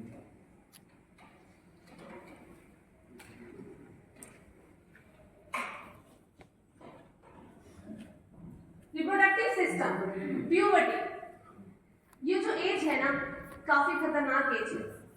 इस एज में begins before you reach adolescence and in during mid adolescence 19 to 16 year of age। अब वुमन हम सभी जानते हैं, हम एग्जाम्पल छोटे बच्चे से लेना चाहेंगे क्योंकि हमारे सामने 4 फेजेस होते हैं। जब बच्चा जन्म लेता है, जन्म से लेकर 2 साल तक वो इन्फेंसी होता है, उस समय वो उठता है, बैठता है, चलना सीखता है और सिर्फ आइडेंटिफाई करता है कि yes this is fan, this is my uncle, this is my mother. और जब वो सेकंड एज में आता है, चाइल्डहुड में, उस एज में भी उसे बहुत सारी चीजों के बारे में नहीं पता होता है। बस उसे ये लगता है कि अच्छा ये हमारा सोसाइटी है, ये हमारे आसपास में ये सारी चीजें होती हैं, हम लाइफ जीते हैं तो ये सारी चीजें होती हैं, हम एक स्कूल बॉय हैं, स्कूल जाते हैं, ये हमारा जो हमारा रेगुलर शेड्यूल है उसे हमें फॉलो करना होता है। लेकिन जैसे ही चाइल्डहुड टू एडल्टहुड, ये जो बीच का ड्यूरेशन होता है ना, इसको ट्रांजिशनल पीरियड कहते हैं, इसे हम लोग गोल्डन पीरियड भी कहते हैं। गोल्डन पीरियड इस केस में कह सकते हैं, इस एज में बच्चों के अंदर कुछ कर्म करने का एक जुनून होता है, जो डिसाइड कर लेते हैं वो कर लेते हैं। अभी आपके सामने एक बहुत बड़ा चाइना का और इंडिया का जो अभी चेस कंपटीशन हुआ था, उसमें आपने देखा था, वो भी बहुत बड़ा एग्जांपल है।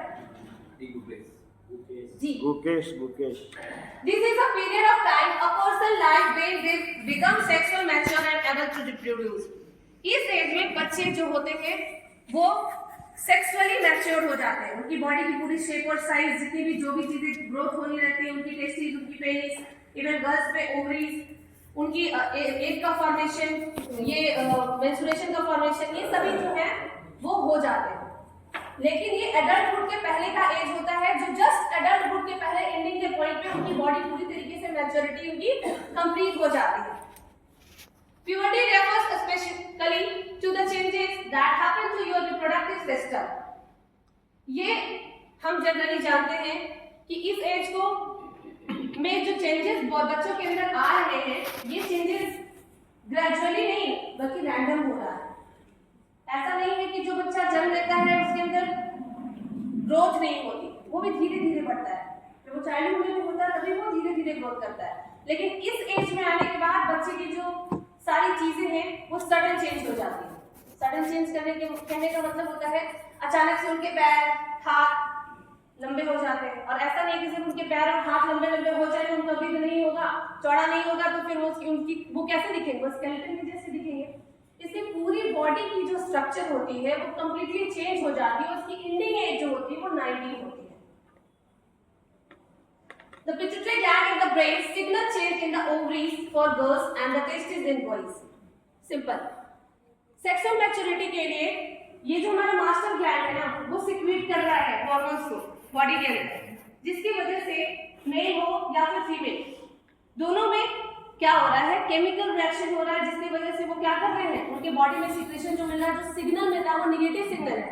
अभी हम लोग स्कूल में ये फेस करते हैं कि अगर कोई लड़की किसी लड़के को देख करके अगर वो कुछ क्रिएट कर रहा है क्लासरूम के अंदर, तो उसको देखकर लड़कियां हंसने लगी, तो लड़के सोचते हैं अच्छा समथिंग इज एक्स्ट्रा, ये शायद मेरे बारे में कुछ सोच रही, ये प्लान कर लेते हैं अपने मन में, बहुत सारी इमेजिनरी सिचुएशन को ले लेते हैं कि अच्छा ये हंस रही है, इसका मतलब इसके दिमाग में मेरे लिए कुछ पॉजिटिव सिग्नल है और मैं इससे बातें करूंगा। अब वो क्या करता है, इस एज में बच्चे निगेटिव तो पहले ले लेते हैं, इस निगेटिविटी से हमें बच्चों को कैसे बचाना है, सबसे पहले हमें उन्हें काउंसल करना होगा। एज अ टीचर हमारे सामने ये बहुत बड़ा चैलेंज है, ये बहुत ज्यादा क्रिएट हो रहा है हमारे क्लासरूम के इनसाइड, और इससे हमें बचना होगा क्योंकि ये हमारे भी रेपो को खराब कर रहा है। और एज अ टीचर सबसे पहले पेरेंट्स भी आते हैं तो कहते हैं मेरे बच्चे ने ऐसा कर लिया।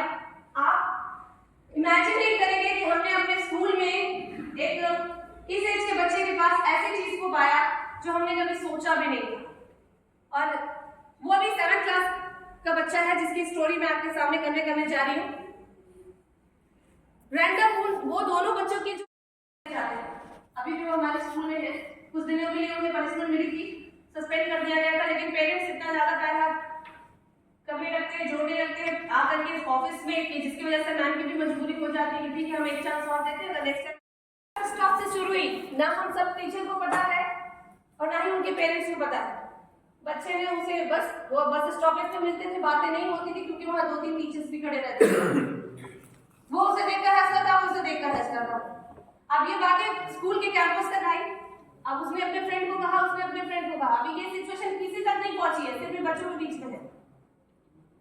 इस सिचुएशन को हैंडल करना इसलिए टफ हुआ क्योंकि टीचर्स तक बातें नहीं है और ये बातें क्राइम तक पहुंच गई।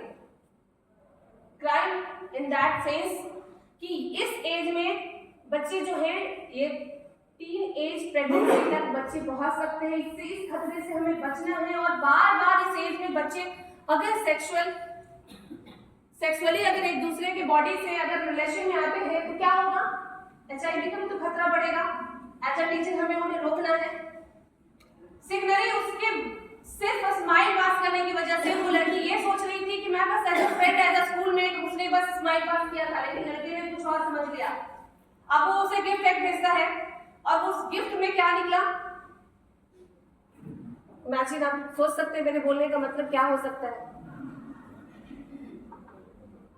वो एक सेक्सुअल किट था जिसके बारे में लड़की को कुछ नहीं पता था, क्योंकि अभी उसके चैप्टर में, अभी उसके अकॉर्डिंग टू क्लास 7 इस चैप्टर के बारे में उसके सामने रिफ्लेक्शन या फिर उसके बारे में उसे नॉलेज नहीं था। लेकिन अब वुमेन आज के टाइम में जो बच्चे हैं वो नॉलेजेबल होते हैं, हम उन्हें इमैच्योर भी नहीं कह सकते। वो हमसे और आपसे ज्यादा मैच्योर है मोबाइल के जरिए। मोबाइल में सारी सिचुएशन को देखकर बैठे हैं, जो हम उन्हें नहीं समझा पाते हैं वो सब देखकर बैठे हैं। इसलिए हमारे सामने सबसे ज्यादा टफेस्ट चैलेंज है कि हमें बच्चों को इन सारे सिचुएशन से निकालना है और बार बार एज अ काउंसलर हमें उन्हें मोटिवेट करना है, कहाँ लाना है, बार बार उन्हें इन सारी चीजों से निकालकर एजुकेशन के लिए उनका ट्रैक चेंज करना है। बार बार उन्हें कहना होगा, बताना होगा कि नहीं, what is right, what is wrong. The ovaries begins to produce strong. इसी रास्ते पे तुम्हें चलना होगा, यही तुम्हारा सही रास्ता है। Search for self. This is a search for your identity, hairstyle, clothes, behavior, seeking approval from others. जैसे ही वो बच्चे के अंदर इमेच्योरिटी आ जाती है तो वो अपने आप को कॉन्फिडेंट देखने लगता है। यस, साड़ी तो ठीक पहना है मैंने, यस आज यूनिफॉर्म अच्छे से पहना है, बाल तो मेरे ठीक है, मैं तो स्मार्ट लग रही हूँ। कॉन्फिडेंस आ जाता है उनके अंदर। ये कोई उससे कहे कि तुम ऐसा लग रहे हो, उसे पता होता है, उसके अंदर ये झिझक खत्म हो जाती है, मुझे कौन क्या कह रहा है, मुझे पता है कि मैं कैसी हूँ, कैसा लग रहा हूँ। अब उसके अंदर ये कॉन्फिडेंस की क्या होती है, स्किल डेवलप हो जाती है। कंसर्न ऑफ एडोलेसेंस, ये सबसे अहम बात है, ये चिंता की बात है, हमें बच्चों के लिए कैसे कंसर्न रहना है। पर्सनल एडजस्टमेंट, पर्सनल एडजस्टमेंट कह सकते हैं कि कभी कभी बच्चे अपने घर से बहुत सारी सिचुएशन को हैंडल करके आते हैं। कभी मम्मा पापा में आपस में नहीं बना, उन्होंने अपने बच्चे के सामने अपने वाइफ को एक स्लैप लगा दिया, बच्चे ने सिचुएशन को देखा। अब वो पूरे दिन बच्चा क्लास में आके बैठा है, लेकिन वो पढ़ेगा नहीं, उसी सिचुएशन को सोचेगा, पापा ने मम्मा को मारा, मम्मा और पापा के बीच में आलगू हो गई, ये सिचुएशन हुई थी। अब वो अपने आप को बच्चा बार बार एडजस्ट करने की कोशिश कर रहा है, अब वो क्लास में चुपचाप बैठा है सहमा सा। लेकिन एज ए टीचर हमें उसे क्या करना होगा, मोटिवेट करना, उसकी प्रॉब्लम को जाने, उनके साथ हमारा जो इंटरेक्शन है ना, आजकल के बच्चे क्या कर रहे हैं, बहुत जल्दी गलत रिलेशनशिप में आ जाते हैं, बैड कॉन्टैक्ट में आ जाते हैं। लड़के लड़के की दोस्ती जो होती है, ये जो रिलेशनशिप, वो जो बाउंड्रीज बच्चों के बीच में बनती है, वो कभी कभी उनका जो फ्रेंडशिप का जो सर्कल होता है वो रॉन्ग होता है। अब उससे भी वो कहीं ना कहीं बच्चे क्या होते हैं, गलत तरीके से गलत रास्ते पे चल रहे हैं। उन्हें बार बार उनके फ्रेंड्स बोलते हैं कि नहीं यार चलो आज पढ़ाई नहीं करते, क्लास स्किप कर देते हैं, हम लोग कहीं और चलते हैं। पेरेंट्स को पता नहीं चलेगा, आज हम लोग कहीं घूम आते हैं। तो यहाँ पे भी ये चिंता का विषय है हमारे लिए कि हमें बच्चों को एक गुड रिलेशनशिप में रखने के लिए उन्हें बार बार मोटिवेट करना होगा कि किस रिलेशन के साथ आप कैसे जस्टिफाई करेंगे कि आपके लिए क्या, कौन सा रिलेशन सही है और गलत है। स्ट्रेस, ये तो पॉइंट ही है कि स्ट्रेस तो हर कदम पर स्ट्रेस है। आप काम कर रहे हो उसका स्ट्रेस, बच्चा पढ़ने वाला स्कूल है, एक पीरियड की पूरी रूटीन लेकर सब उसी समय स्ट्रेस में हुआ है। एक पीरियड बैठना है, एक पीरियड की पढ़ाई करनी है, पूरी होमवर्क्स कंप्लीट करनी है, ये सब उसके लिए स्ट्रेस है, ये भी चिंता का विषय है। लेकिन कभी कभी ये जो आप कंसर्न एज अ टीचर जो हम बच्चों के लिए कंसर्न दिखा रहे हैं, उनके हर एक स्ट्रेस को हमें फील करना होगा और उन्हें हमें क्या करना होगा, दूर करना होगा। जुवेनाइल डेलिक्वेंसी ये एक बहुत बड़ा अपराध है। आज के टाइम में आप देखते हैं दो लड़के आपस में झगड़ जाते हैं क्लासरूम के अंदर। कभी कभी ऐसा होता है, अच्छा तुमने मेरे पापा का नाम ले लिया, तुमने मेरी मम्मी का नाम लिया, तुमने मेरे पापा के बारे में कुछ बोला, मेरी मम्मी के बारे में कुछ बोला, ऐसा सिचुएशन आता है। और कभी कभी इस केस में लड़कियां क्या करती है, अच्छा तुमने ऐसे बोला।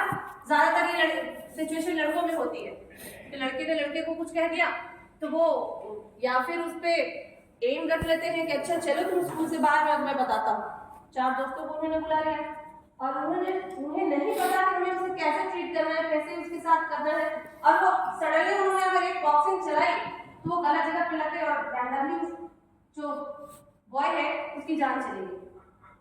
अब उस कंडीशन में बच्चा एक्शन तो ले रहा है, उसे कैसे एक्शन लेना है, इन सारी चीजों में बच्चों को कैसे हमें बचाना है, एज अ टीचर हमारे लिए बहुत बड़ा समस्या है। ये सब इन सब को हमें हैंडल करने के लिए बच्चों को बार बार काउंसल करना होगा, बार बार बच्चों को मोटिवेट करना होगा, बताना होगा कि हमें गलत संगत से दूर रहना है।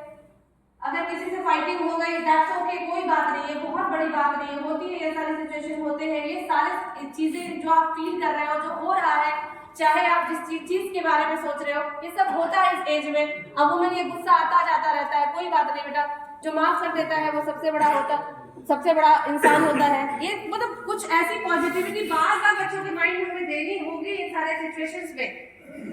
ड्रग एडिक्शन, जैसे सर ने आपको बताया कि अभी जो स्टिंग जिसके बारे में सर ने बताया, कुछ बच्चे स्टिंग के साथ साथ ये तो कॉमन है जो मार्केट में बहुत सारे ऐसे केमिकल बिक रहे हैं जो जहर के रूप में है, हमें बच्चों को रोकना होगा। अमूमन हम सभी देखते हैं एक्सपायरी डेट मेंशन होता है उसके ऊपर, और हम बच्चों को कभी कभी क्या करते हैं, बहुत फास्ट तरीके से बोल देते हैं कि ठीक है आज हमें खाना है, कोई भी रीजन हो गया तो हमने कह दिया कि चलो बाहर से स्नैक ले लो और तुम खा लेना, कि किसी तरह मेरा बच्चा खा लेगा। तो हमने तो कितने ही सोचा कि मेरे बच्चे ने कुछ खा लिया, लेकिन हम ये भी जान लें कि वो जो पैकेट की जा रही है सारी मटेरियल वो भी जहरी है, उसके अंदर केमिकल डाले जा रहे हैं, तभी तो उसके ऊपर एक बाउंड्रीज डाली गई है, डेट डाला गया कि इतने दिन की ड्यूरेशन में खाओ, अदरवाइज नहीं तो इसके अंदर ये हार्मफुल हो जाएगा। क्यों? क्योंकि उस केमिकल का उतने ही दिनों का उसका क्या है असर है, उसके बाद वो असर खत्म होने के बाद वो केमिकल दूसरे तरीके से टॉक्सिक रूप में उस मटेरियल के अंदर एंटर कर जाएगा और वो डायरेक्टली हमारे लिवर को अटैक करेगा। टीनेज प्रेगनेंसीज, ये भी एक बहुत बड़ा मुद्दा है। कम एज में बच्चों को नॉलेज का अभाव होता है और बच्चे अपने ऐसे अपोजिट सेक्स की तरफ अट्रैक्ट हो जाते हैं। यस, उस कंडीशन में बच्चे एक दूसरे को क्या करते हैं, अपने आप को बिना सोचे समझे सौंप देते हैं और उस एज में बच्चे की प्रेगनेंसी हो जाती है। ये भी एक बहुत बड़ा खतरा है, हमें बच्चों को बताना होगा। अगर कम एज में अगर आप इस सारे सिचुएशन को अगर आप रिसीव कर रहे हो, अगर आप अपने से अपोजिट सेक्स की तरफ इंटरेक्ट हो रहे हो, अगर आपका अट्रैक्शन बढ़ रहा है, तो आप समझ लो कि आप बहुत बड़े बीमारी का आपका खतरा आपके सामने है। फ्यूचर में आपकी लाइफ पूरी स्पॉइल हो जाएगी। क्यों होगी? क्योंकि आपको पता है कि आप ये जो यूट्रस है, जो आपका बॉडी है, वो काफी डेलिकेटेड ऑर्गन होता है। ये फीमेल में काफी डेलिकेटेड ऑर्गन माना जाता है और अमूमन हम सभी जानते हैं कि इससे होने वाले कितने सारे खतरे हैं, और फीमेल में ही नहीं बल्कि मेल में भी इसका बहुत बड़ा खतरा हो सकता है। इसलिए इन सबसे हमें बच्चों को क्या करना है, अवगत कराना है, जानकारी हमें बच्चों को देनी है और बचाना है। उस वर्ड का जो स्पेलिंग था वो गलत था, मैंने उससे कहा बेटा ये नहीं होगा, वह टीचर ने गलत लिख दिया, हो सकता है 50 बच्चे हैं और 50 बच्चे में गलतियां हो गई होंगी, सो ये गलत है बेटा, इसको ऐसे नहीं प्रोनाउंस करते और ये वर्ड ऐसे नहीं, इसकी स्पेलिंग दिया होगी, मैंने करेक्शन करके ऐसे कट लगाकर उस पर लिख दिया मैंने। अब वो रोने लगा, मम्मा कुछ बोलूं आपसे? यस मम्मा, आप बहुत जोर से डांट देते हो मुझे। मैंने ठीक किया। क्यों बेटा आप ऐसे क्यों बोल रहे हो? क्योंकि आपने जो लिखा है वो गलत है। हम आपको कैसे बताएं? मेरी मैम लिखी है, उन्होंने सही लिखा है, आपको नहीं आता है, आप टीचर भले ही हैं लेकिन आपको कुछ नहीं पता है, बस चिल्लाना आता है। तो ये सिचुएशन ऐसा नहीं है कि ये हमसे बाहर की चीजें हैं जो हम फील करेंगे। छोटे बच्चे आज के टाइम में अपडेट हो गए हैं, वो हमसे ज्यादा। अब इस सिचुएशन को हैंडल करना हमारे लिए कितना टफ है। हम अपने बच्चे को कैसे समझाएं कि हमारा हार्ड होना क्यों जरूरी है आपके साथ। लेकिन उसे कभी हार्ड वर्ड से, कभी पोलाइटली मैंने समझाने की कोशिश करी कि नहीं बेटा ये गलत हो सकता है, मेरे से भी गलतियां होती है, मम्मा खाना बनाते तो कभी नमक छूटता है कि नहीं। तो वैसे ही मैम भी अगर वो ये एक तरह से तुम्हारे लिए जो सामने रिप्रेजेंट कर रही है, ये तुम्हारे लाइफ का फूड है, और इस फूड में मैम से अगर मान लो नमक छूट गया तो क्या उसका करेक्शन तो मम्मा पापा और टीचर यही 3 लोग मिलकर करेंगे। आप स्कूल से पूरी जर्नी तय करके थोड़ी आ सकते हो बेटा। आप स्कूल से 6 आवर अपना टाइम का पूरे 24 आवर में 6 घंटे स्कूल में आप बिता के आ रहे हो। उस 6 घंटे में हर 6 घंटे के लिए एक ड्यूरेशन हर सब्जेक्ट वाइज बांटी गई है, और टीचर भी उसी लिमिटेड पीरियड में उनके सामने चैलेंज है 40 मिनट्स अगर टाइम ड्यूरेशन है तो 50 बच्चे उनके सामने बैठे हैं, अगर 1-1 मिनट भी दिया जाए तो उसमें से भी 10 मिनट छूट जाते हैं, जिसमें से 10 बच्चे हमारे ऐसे ही छूट रहे हैं। सोचिए कितना बड़ा चैलेंज है आपके सामने कि उस 40 मिनट के ड्यूरेशन में 50 बच्चों को हमें चैलेंज उनके क्वेश्चन को, उनके सिचुएशन को हैंडल करना है। मैं कभी भी अगर जूनियर विंग्स में जाती हूँ, अब वुमेन जब भी कभी भी ऐसे ही मैम के साथ अगर विजिट करना होता है, मैं जाती हूँ तो मैं बोलती मैम मेरे से ये सब बच्चे हैंडल नहीं होंगे, मैं तो मार दूंगी बहुत, मेरा बच्चा भी मेरे से पिट जाता है, अगर मुझसे क्लास में फोन नहीं रखा मैं कहती जाओ मार को। वो कहते हैं मम्मा मैंने यही रख दिया तो क्या हो गया, नहीं बेटा ये जरूरी है, मैं मर गई तो कोई बात नहीं, बच्चा आंसर कर रहा है अभी के टाइम में, that is a practical answer, कोई बात नहीं मम्मा आप मर भी जाओगे तो कोई बात नहीं, पापा है ना, पापा दूसरी मम्मी ले आएंगे, my son giving me answer, दूसरी मम्मी ले आएंगे। ग्रेट, मेरे लिए भी ग्रेट, मेरे लिए टेंशन नहीं है बेटा, टेंशन ये है कि तुम्हें तुम्हारे फ्यूचर तक पहुंचाना है, वो भी राइट वे में पहुंचाना है, और मुझे तुम्हें फेलुलर नहीं बनाना है, जीरो नहीं बनाना है, बस तुम पास हो जाओ। मैंने तो कभी तुम पे फोर्स नहीं किया कि मुझे 90% चाहिए, 100% चाहिए, तुम बस 30% भी लाओगे, अपने दिमाग से लाओगे, मेरे लिए वो खुशी की बात होगी। चीटिंग नहीं करना है, पहली क्राइटेरिया तुम्हारे सामने है, और साथ ही साथ तुम्हें रोज रेगुलर स्कूल जाना है। जब वो स्कूल जाता था स्टार्टिंग पीरियड में, प्री नर्सरी में, तो कभी भी प्रिंसिपल को गुड मॉर्निंग विश नहीं करता था, क्यों? क्योंकि एक जूनियर विंग्स की अलग से एक इंचार्ज है, तो वो उन्हें प्रिंसिपल समझता था, और प्रिंसिपल मैम के पास मैं बोलती थी जाओ बेटा मैं गुड मॉर्निंग विश करूं, मैं क्यों बोलूं, उनके मुंह पे ही बोलता था, मैं क्यों बोलूं, ये बुढ़िया बहुत बदमाश है, सच टाइप ऑफ वर्ड्स। तब मैंने उसे समझाया कि ये वर्ड जो आप बोल रहे हो आपने कहाँ से सुना, कैसे सुना, उसने अपने ही क्लास में के एक बच्चे से सुना। हम लोग यूज नहीं करते क्योंकि हमें एज ए टीचर मैं फील करती हूँ कि मुझे बच्चे से कैसे ट्रीट करना है, कैसे कौन से वर्ड्स उसके सामने रखने हैं जिससे मेरा बच्चा कभी भी मतलब मिसगाइड ना हो, वो प्रॉपर सीक्वेंस में चले। लेकिन फिर भी हमसे कमी हो रही है कहीं ना कहीं, एज अ मदर मैं अभी उस कमी में हूँ और मैं फील करती हूँ इस सिचुएशन को। Youth also need to be, दाहिना हाथ आपके कान पर और बायां हाथ सीधा, दाहिना हाथ आपके कान पर और बायां हाथ सीधा, ठीक है। और तीसरा जो ही बनाना बोले इसका मतलब है बायां हाथ आपके कान पर और दाहिना हाथ सीधा, क्लियर। फिर से सुनिए, बायां हाथ सीधा, ऐसे ऐसे देखिए इस तरह से, और जो ही बोला बनाना इसका मतलब है कि बायां हाथ हो जाएगा कान पर और दाहिना हाथ सीधा। किसी को डाउट इसमें? चलिए शुरू करते हैं। अब देखते हैं कि आप में कितना कॉन्शियसनेस है कि आप अपने दिमाग के हिसाब से जो कमांड देते हैं उसी हिसाब से, बल्कि साइकोलॉजिस्ट कहता है कि रोज हमें करना चाहिए 2-4 ऐसे एक आदमी से कमांड दिलवा करके, ताकि एकदम अलर्ट रहे।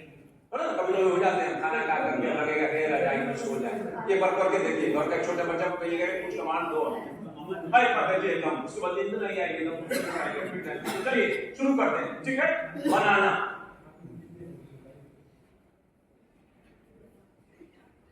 कुछ लोग बहुत देर से रिस्पॉन्ड कर रहे हैं, एकदम फट से होना चाहिए, ठीक है। देर से रिस्पॉन्स से मतलब है, इसका मतलब है कि जो खबर आप दे रहे हैं, देखा ना वो जो शराब का सेवन करके ड्रॉप चलाता है, वो खबर हमें मारे तब तक जाकर के गलती हो जाती है, उसकी गलती नहीं जाती है, दिमाग को कंट्रोल नहीं कर पाता। दाहिना और बायां सीधा रखना चाहिए, देखिए एप्पल, बनाना, ऑरेंज, बनाना, ऑरेंज, एप्पल, बनाना, ठीक है, बैठ जाइए, वाह एकदम सही लौट है। जो जिसमें हम इन्वॉल्व हैं उससे हमें बचाए। पापा निवारति योजते हिताय पुहां निगहते गुणाना प्रकटी करोति, और हमारी मूढ़ता को जो हरण करे और जो सदाचार है उसका प्रसरण कराए। गुहां निगहते गुणाना प्रकटी करोति आपदगतम च न जहाति ददाति काले, और जब आपत्ति में रहें तो मन कर्म वचन ये सब से हमारी मदद करे। गुहां निगहते गुणाना प्रकटी करोति आपदगतम च न जहाति ददाति काले सनमित्ते वरम त्यागो बिना। यदि ये गुण नहीं है तो ऐसे मित्र को वहीं छोड़ करके बस निकल जाइए। इसका मतलब है कि वो आपको फायदा पहुंचाने वाला नहीं। आज का क्या है, किशोर भाई उसी में फंसा हुआ है। जो मित्र जितना ही गलत आचरण का है उसके लिए वो हीरो है। वो हीरो उसी को मानता है जो सिगरेट पीता है। वो प्रचार देखेगा सिनेमा में वैसे का जो बीमल गुटखा खाने वाले हैं, दूध पीने वाले को नहीं मानेगा। वो उन्हीं को फॉलो कर रहा है कि जो है। और साधारण बात है, देखते होइएगा कि मॉल पर ज्यादा मक्खी बैठती है गुड़ पर कम, जो कि गुड़ पर ज्यादा उसको बैठना चाहिए, ज्यादा न्यूट्रिएंट उसको मिल रहा है, लेकिन वो बैठेगी तो मॉल पर बैठेगी। आचरण है तो उसी तरह से उनके मन का आचरण है। और ये यदि हम जान रहे हैं तो हमें रोकने की आवश्यकता है, because ultimately we will be responsible if the kind of destruction will be there from their end. It is our responsibility to counsel them. It's our responsibility to check that kind of the behavioral pattern which generally used to be in the bracket of aberrated behavioral pattern. We'll have to stop the aberrations. Otherwise, the small aberration will cause the kind of the damage in the form of chain reaction. It will be inherited to the next generation also. So that's why this negative peer pressure is required to be checked.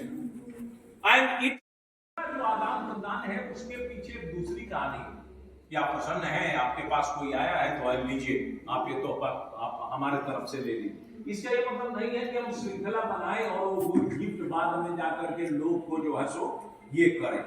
ये ऐसा जो यदि कोई करता भी है तो हम लोगों को बताने की आवश्यकता है कि ये तब त्योहार के मनाने की जो परिविधा है इस पर प्रसन्नचित है।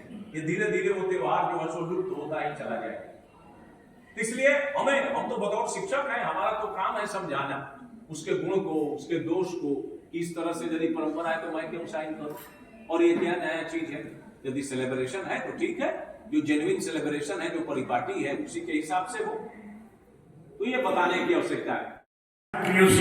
क्यूरियोसिटी आप देखते हैं जो होगा देखा जाएगा। उत्सुकता है, पता चला कि बीच में डूब गया, पूल पर से छलांग लगा देगा कि ये सिनेमा में देखे थे सनी देओल को कूदते हुए पानी में, एकदम ठंडा पानी में, हम करके देखते हैं कूदा ऊपर से। भाई देखिए शक्तिमान कौन के कितना लड़का मर गया, सबसे ऐसे लेकर के नाच के उड़ा ले, वो दिखा रहे हैं सिनेमा में। क्यूरियोसिटी है, जानने की, रिस्क लेने की प्रवृत्ति है। वाह, तो पहला हो गया एक्साइटमेंट, एंजॉयमेंट, दूसरा हो गया सीकिंग द अटेंशन, तीसरा शब्द ने क्या किया, तीसरा शब्द आपने क्यूरियोसिटी, चौथा उसी सिनेमा से ये पार्ट है कि बच्चों को कहने किक मिलता है, ये चीज करना है, जब करना है, पैराग्लाइडिंग करना है तो किक मिलता है, किक मिलता है। अरे वाह रे वाह, किक मिलता है, बहुत बढ़िया। हाँ देखिए इधर एडवेंचरस, वाह वाह, ये देखना है ना, ट्रेन चल रही है, अब मोबाइल निकाल लिया, ये वहां से बटन पकड़े हुए, पता चला कि आगे बिजली का एक पोल था, एडवेंचरस, वाह रे वाह। अभी हमारे यहाँ के ही लेकर के गए थे वहां हिमालयन माउंटेनियरिंग इंस्टीट्यूट दार्जिलिंग, लड़कों को ट्रेनिंग कराने के लिए। सब बच्चा ग्रुप से आ गया, एक क्या किया कि झुरमुट में से छीप करके उधर ही रह गया, नतीजा हुआ गड्ढा में गिर गया, लाद उद करके। तो अगले दिन किसी तरह तो बॉडी मिल गई, यही बहुत बड़ा करा रहा था उसी में। तो एडवेंचरस, ये सब लोग जा रहा है, उससे लीक से हम आए, लीक से हट करके हम रहेंगे, बच गया, हाँ बच गया।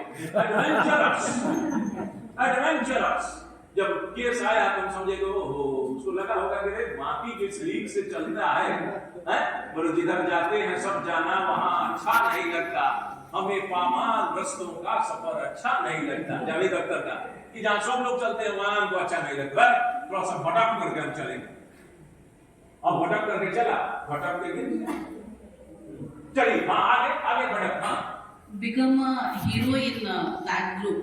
अरे बाप रे, आइडेंटिटी क्राइसिस है, आइडेंटिटी क्राइसिस इसको बोलते हैं। उस उम्र में उसको पता ही नहीं है कि वो कौन है, वो अपनी औकात नहीं जानता है, औकात नहीं जानता है। वो बहुत बड़े शायर हैं, तो उन्होंने एक जगह लिखा है कि आज के दौर में दोस्त से मंजर क्यों है, जग हर सर्द है, हर हाथ में पत्थर क्यों है, आदमी जानता है अपनी औकात, फिर वो अपनी नजर में सिकंदर क्यों है। तो सिकंदर बना हुआ है, वो अपना औकात जानता है। तो मैं 12 पास नहीं किया है, अभी किसी भी ऑफिस में एक पीएम की नौकरी उसकी नहीं लग सकती है, औकात, लेकिन बाप वो सिकंदर है, वो सिकंदर है। बोला वो एक बहुत बड़े आईएएस है, उन्होंने भी एक लाइन लिखी हुई है कि मैं अपने इल्म का मारा हुआ हूँ, सिकंदर हूँ मगर हारा हुआ। तो अपने इल्म का मारा हुआ है, अब अपने आप को सिकंदर समझ रहा है, सिकंदर है, औकात हमारी जो भी है, नतीजा हुआ तो heroism to seek the attention, famous हो गया वो। ये सेल्फ कॉन्फिडेंट तो है ही नहीं, वो है ही नहीं बेवकूफ। सेल्फ कॉन्फिडेंट रहता तो वही हाथ लगा करके बना के आता। सूडो सेल्फ कॉन्फिडेंस दिखा रहा है अपने दोस्तों को कि एक हाथ से मोटरसाइकिल में चलाता है, दिल्ली में देखते हैं ना, रात में निकलता है 12-1 बजे। बुरी संगति का प्रभाव, किधर बुरी संगति का प्रभाव, बुरी संगति का प्रभाव, ये भी बहुत बढ़िया। Negative peer pressure, negative peer pressure, वाह, नेगेटिव पीयर प्रेशर से भी रिस्क लेने की प्रवृत्ति होती है। वो बोलता है कि दिन भर में जो आज एक पैकेट सिगरेट पी जाएगा, 1,000 रुपया इनाम। अब हो गया, पी रहा है सुबह से लेकर शाम तक, है ना। हाँ एक साइकेट्रिक ने कहा है जो ये जुवेनाइल होते हैं या किशोरावस्था के लोग होते हैं, वो तूफान को मोड़ने की शक्ति रखते हैं। उसकी ये भावना होता है इमोशनल, जो मैं पुस्तक आई एम ईगो उसमें बहुत आता है, वो बैलेंस नहीं कर पाता है। और लड़कियों में होता है क्या, माँ को भी वो सौतन की तरह देखने के लिए वो तैयार है। इसने भी उसने कमेंट भी लिखा वाई में लिखा हुआ है साफ साफ, जो तूफान को मोड़ने की शक्ति उसमें ऐसा एनर्जी को सब महसूस करता है। जो हम दिखाएं क्या है, झुकना नहीं चाहिए। बहुत बढ़िया। देखिए वो तो आज के जमाने में दरअसल जो तो साफ मांग किया है सुप्रीम कोर्ट से भी कि केवल लड़कों को ही अपराधी नहीं मान लिया जाए, वो लड़की ही अपराधी होती है, जरा पता लगाइए। और इसी के कारण मैं आत्महत्या कर रहा हूँ और अपनी सास को भी उसमें वो बनाया है। बिल्कुल दोनों आपको जैसा समझाया है, उस ऐप के तहत हम लोग कैसे बच्चों को इन सारे सिचुएशन को बच्चों के सामने भी प्ले के रूप में रख सकते हैं और उन्हें समझा सकते हैं कि हमें इसे रोकना कैसे है, क्योंकि बच्चे ज्यादातर इन सारे सिचुएशन को कैसे हैंडल करना चाहते हैं। या now you all are like a student, okay on है ना, चलो शुरुआत करिए। उतना हम यू ऑल आर डिसाइडेड वाले स्टूडेंट को थोड़ा बड़ा देर हो जाएगी,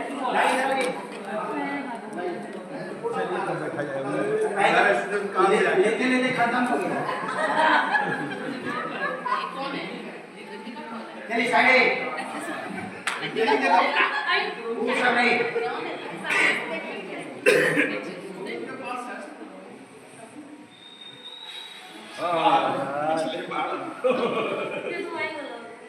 तो अंत भला तो सब भला हो गया भैया। अरे सर हिंदी ये बोलिए ना, हिंदुस्तानी आदमी है क्या है?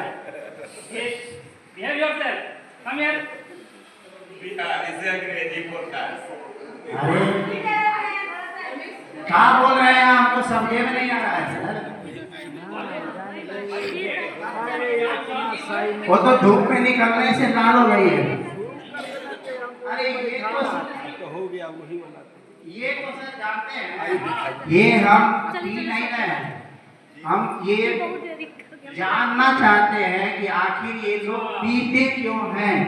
क्या हुआ कि ट्रेन से उतरने पर सब लोग सबसे सुबह में देखते हैं हम कि सबसे अच्छी चाय की दुकान ढूंढते हैं। चाय पीने वाले लोग, सिगरेट पीने वाले लोग को सिगरेट चाहिए और खैनी खाने वाले लोगों को खैनी चाहिए। तो मैं ये एक्सपीरियंस कर रहा था कि आखिर लोग इसको लेते क्यों हैं। तो ये हमको हमारे साथी दोस्त ने बताया कि इसको सुबह में बड़े बुजुर्ग लोग इसलिए लेते हैं कि लेटरिन क्लियर हो। हाँ सही बात है, लेटरिन क्लियर हो और पेट सफा तो हर रोग दफा। 16 साल के हम नहीं सर, केवल 2-3 बच्चे हमारे ग्रुप में हैं। उन लोगों केवल हम 2-3 लोग इस पर शोध कर रहे हैं। रमेश भैया, हाँ रमेश भैया तो हैं, रमेश भैया आइए। रमेश भैया हैं, ये भैया हैं, बागेश भैया हैं, ये सब हमारे केवल 2 मित्र हैं इसमें जो साथ देने वाले यही हैं। और एक राखी जी हैं, हमारी दोस्त है, पुरानी दोस्त है। तो ये भी बोले कि हमारे घर में लोग लेते हैं तो लेकर के देखा जा सकता है। हुई तो बट ये सेम चीज़ है कि स्कूल के कभी भी बगल में ऐसी कोई भी दुकान ना हो, कोई भी शॉप ना हो जिससे कि हमें हमारे बच्चे को बहुत गलत इफेक्ट पड़ सके। और सबसे पहले जब हमारे बच्चे बड़े हो रहे हैं तो वो किस तरह की इन्वायरमेंट में आ रहे हैं वो भी चीज़ को हम लोग को जज करना चाहिए। जैसे अभी रमेश सर ने कहा कि नहीं मुझे बहुत अच्छा लगता है, पम्मी दी ने कही कि एक फूंक मारने से वो मज़ा ही कुछ अलग है।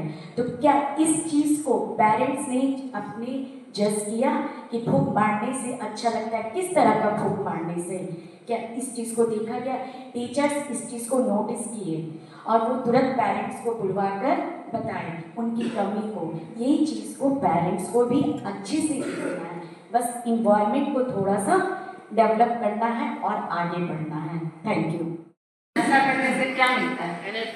एनर्जी लेवल हाई है।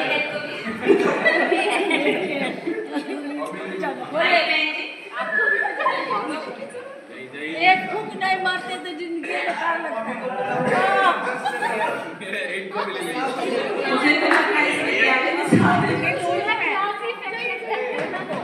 मम्मी को बुलाओ, बर्दाश्त ड्रग्स ले रही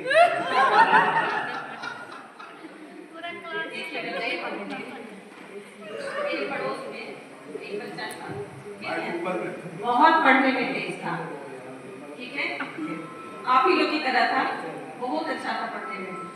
लेकिन जो स्थिति आप लोगों की है एकदम सेम, वो बच्चा को गलत आदत लग गया और देखिए शादी ब्याह भी हो गया, IIM कर गया और पत्नी का 10 टुकड़ा काट के उसको फेंक दिया। क्या आप लोग भी भविष्य में ऐसा ही कुछ करना चाहते हैं? नहीं करना चाहते ना? एक अच्छा संस्कार मिलना चाहिए, एक अच्छा वातावरण मिलना चाहिए अपने बच्चों को। फिर आप क्या करोगे ये बताइए? इससे निकलना चाहेंगे ना रमेश भैया? नहीं, जब वो छल्ला जब आप बड़े होंगे फिर आपका बच्चा यही करेगा तो फिर वो आकर उसको भी अच्छा लगेगा, जेन जनरेशन हो जाएगा। भैया तो आपको सुधार गृह में भेज दिया जाएगा।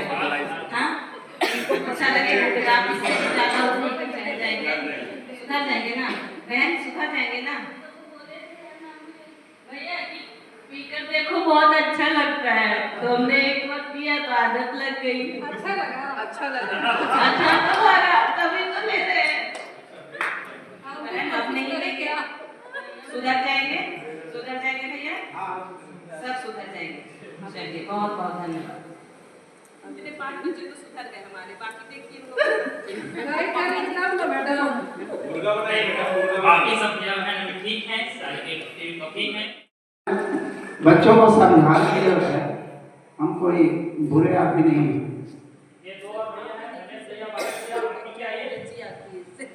मास्टर साहब, केवल मैं कहूँगा कि आपके विद्यालय के छात्र जो इनके साथ पढ़ते हैं उनका ही प्रभाव इन पर है, ऐसा नहीं है। समाज में भी कुछ ड्रग्स एडिक्टेड लोग हैं, कुछ बच्चे हमारे पड़ोस में ही हैं जो इतना दवा के आदी हो चुके हैं कि उसके बिना वो रह नहीं सकते। बच्चे बच्चियां सभी ले रहे हैं, ले रही हैं, जिसके कारण वातावरण का भी प्रभाव है और इस उम्र का प्रभाव है जो किशोरा या किशोरी अवस्था में ऐसा पियर सब्सटेंस के रूप के द्वारा करने पर वो स्वयं ऐसा करने के लिए बाध्य होते हैं। इसमें केवल आपका दोष नहीं है, मैं अपने स्तर पर उसे समझाऊंगा और इसके हानिकारक प्रभाव को भी बताऊंगा। धन्यवाद। हमारे विद्यालय में सर काउंसलर भी हैं, मैं भैया को बहन को काउंसलर के पास ले जाकर उनके उचित मार्गदर्शन जो है वहाँ से दिलवाता हूँ। आप भी इसमें सहयोग करेंगे, इनकी खबर में देते रहेंगे। मैं करूँगा साधुवाद। हाँ भैया, आप तीनों बहन आप चारों आइए काउंसलर के पास, हम तुम चलेंगे।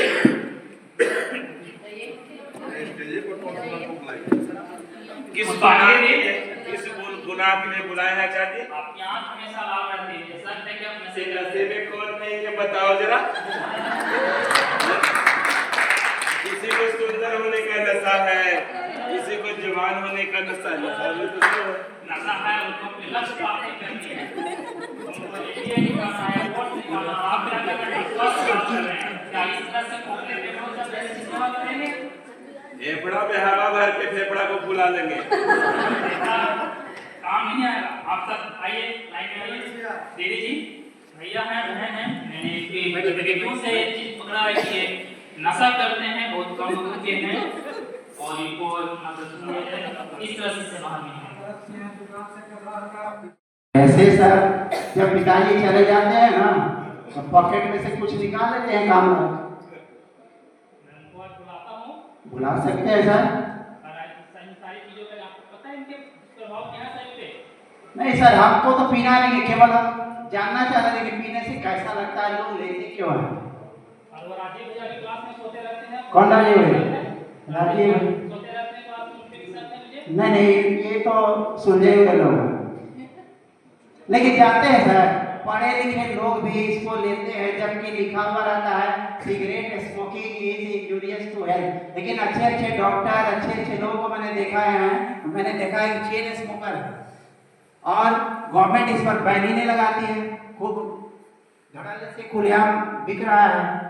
तो हम तो केवल बस एक्सपीरियंस करने के लिए कैसा है।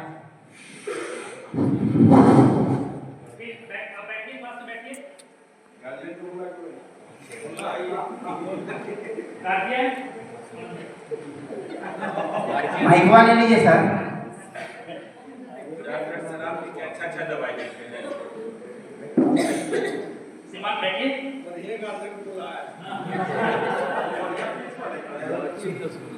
ऐसा है सर कि 4-5 क्लास के भैया हैं, बहन भी हैं, मुझे शक है जैसे राजीव भैया हैं। नहीं, संख्या में बता रहा हूँ, 9वीं के भैया, 7वीं के भैया उस क्लास में सोते रहते हैं, कुछ नस को खींचते रहते हैं, क्लास में टेंशन नहीं है, भैया का आँख लाल रहता है हमेशा और पीछे भैया हंसते रहते हैं।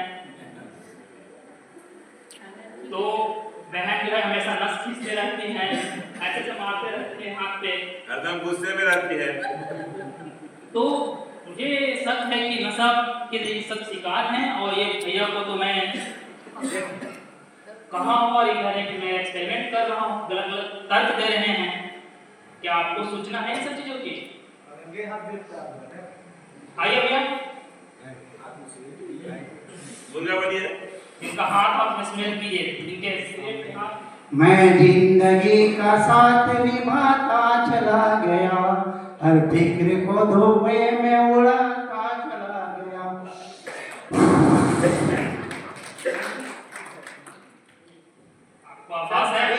कभी कभी होमवर्क वगैरह का लोड हो जाता है ना, उसको भी अनलोड करने के लिए लेते हैं। आगे से नहीं करेंगे सर, गार्जियन को मत बुलाइए, ठीक है ना? मेरा भी भविष्य है सर, आप ही लोग भविष्य बनाने वाले हैं हमारा। नहीं, आप आगे से छोड़ देंगे सर, इसको ले लेंगे सर।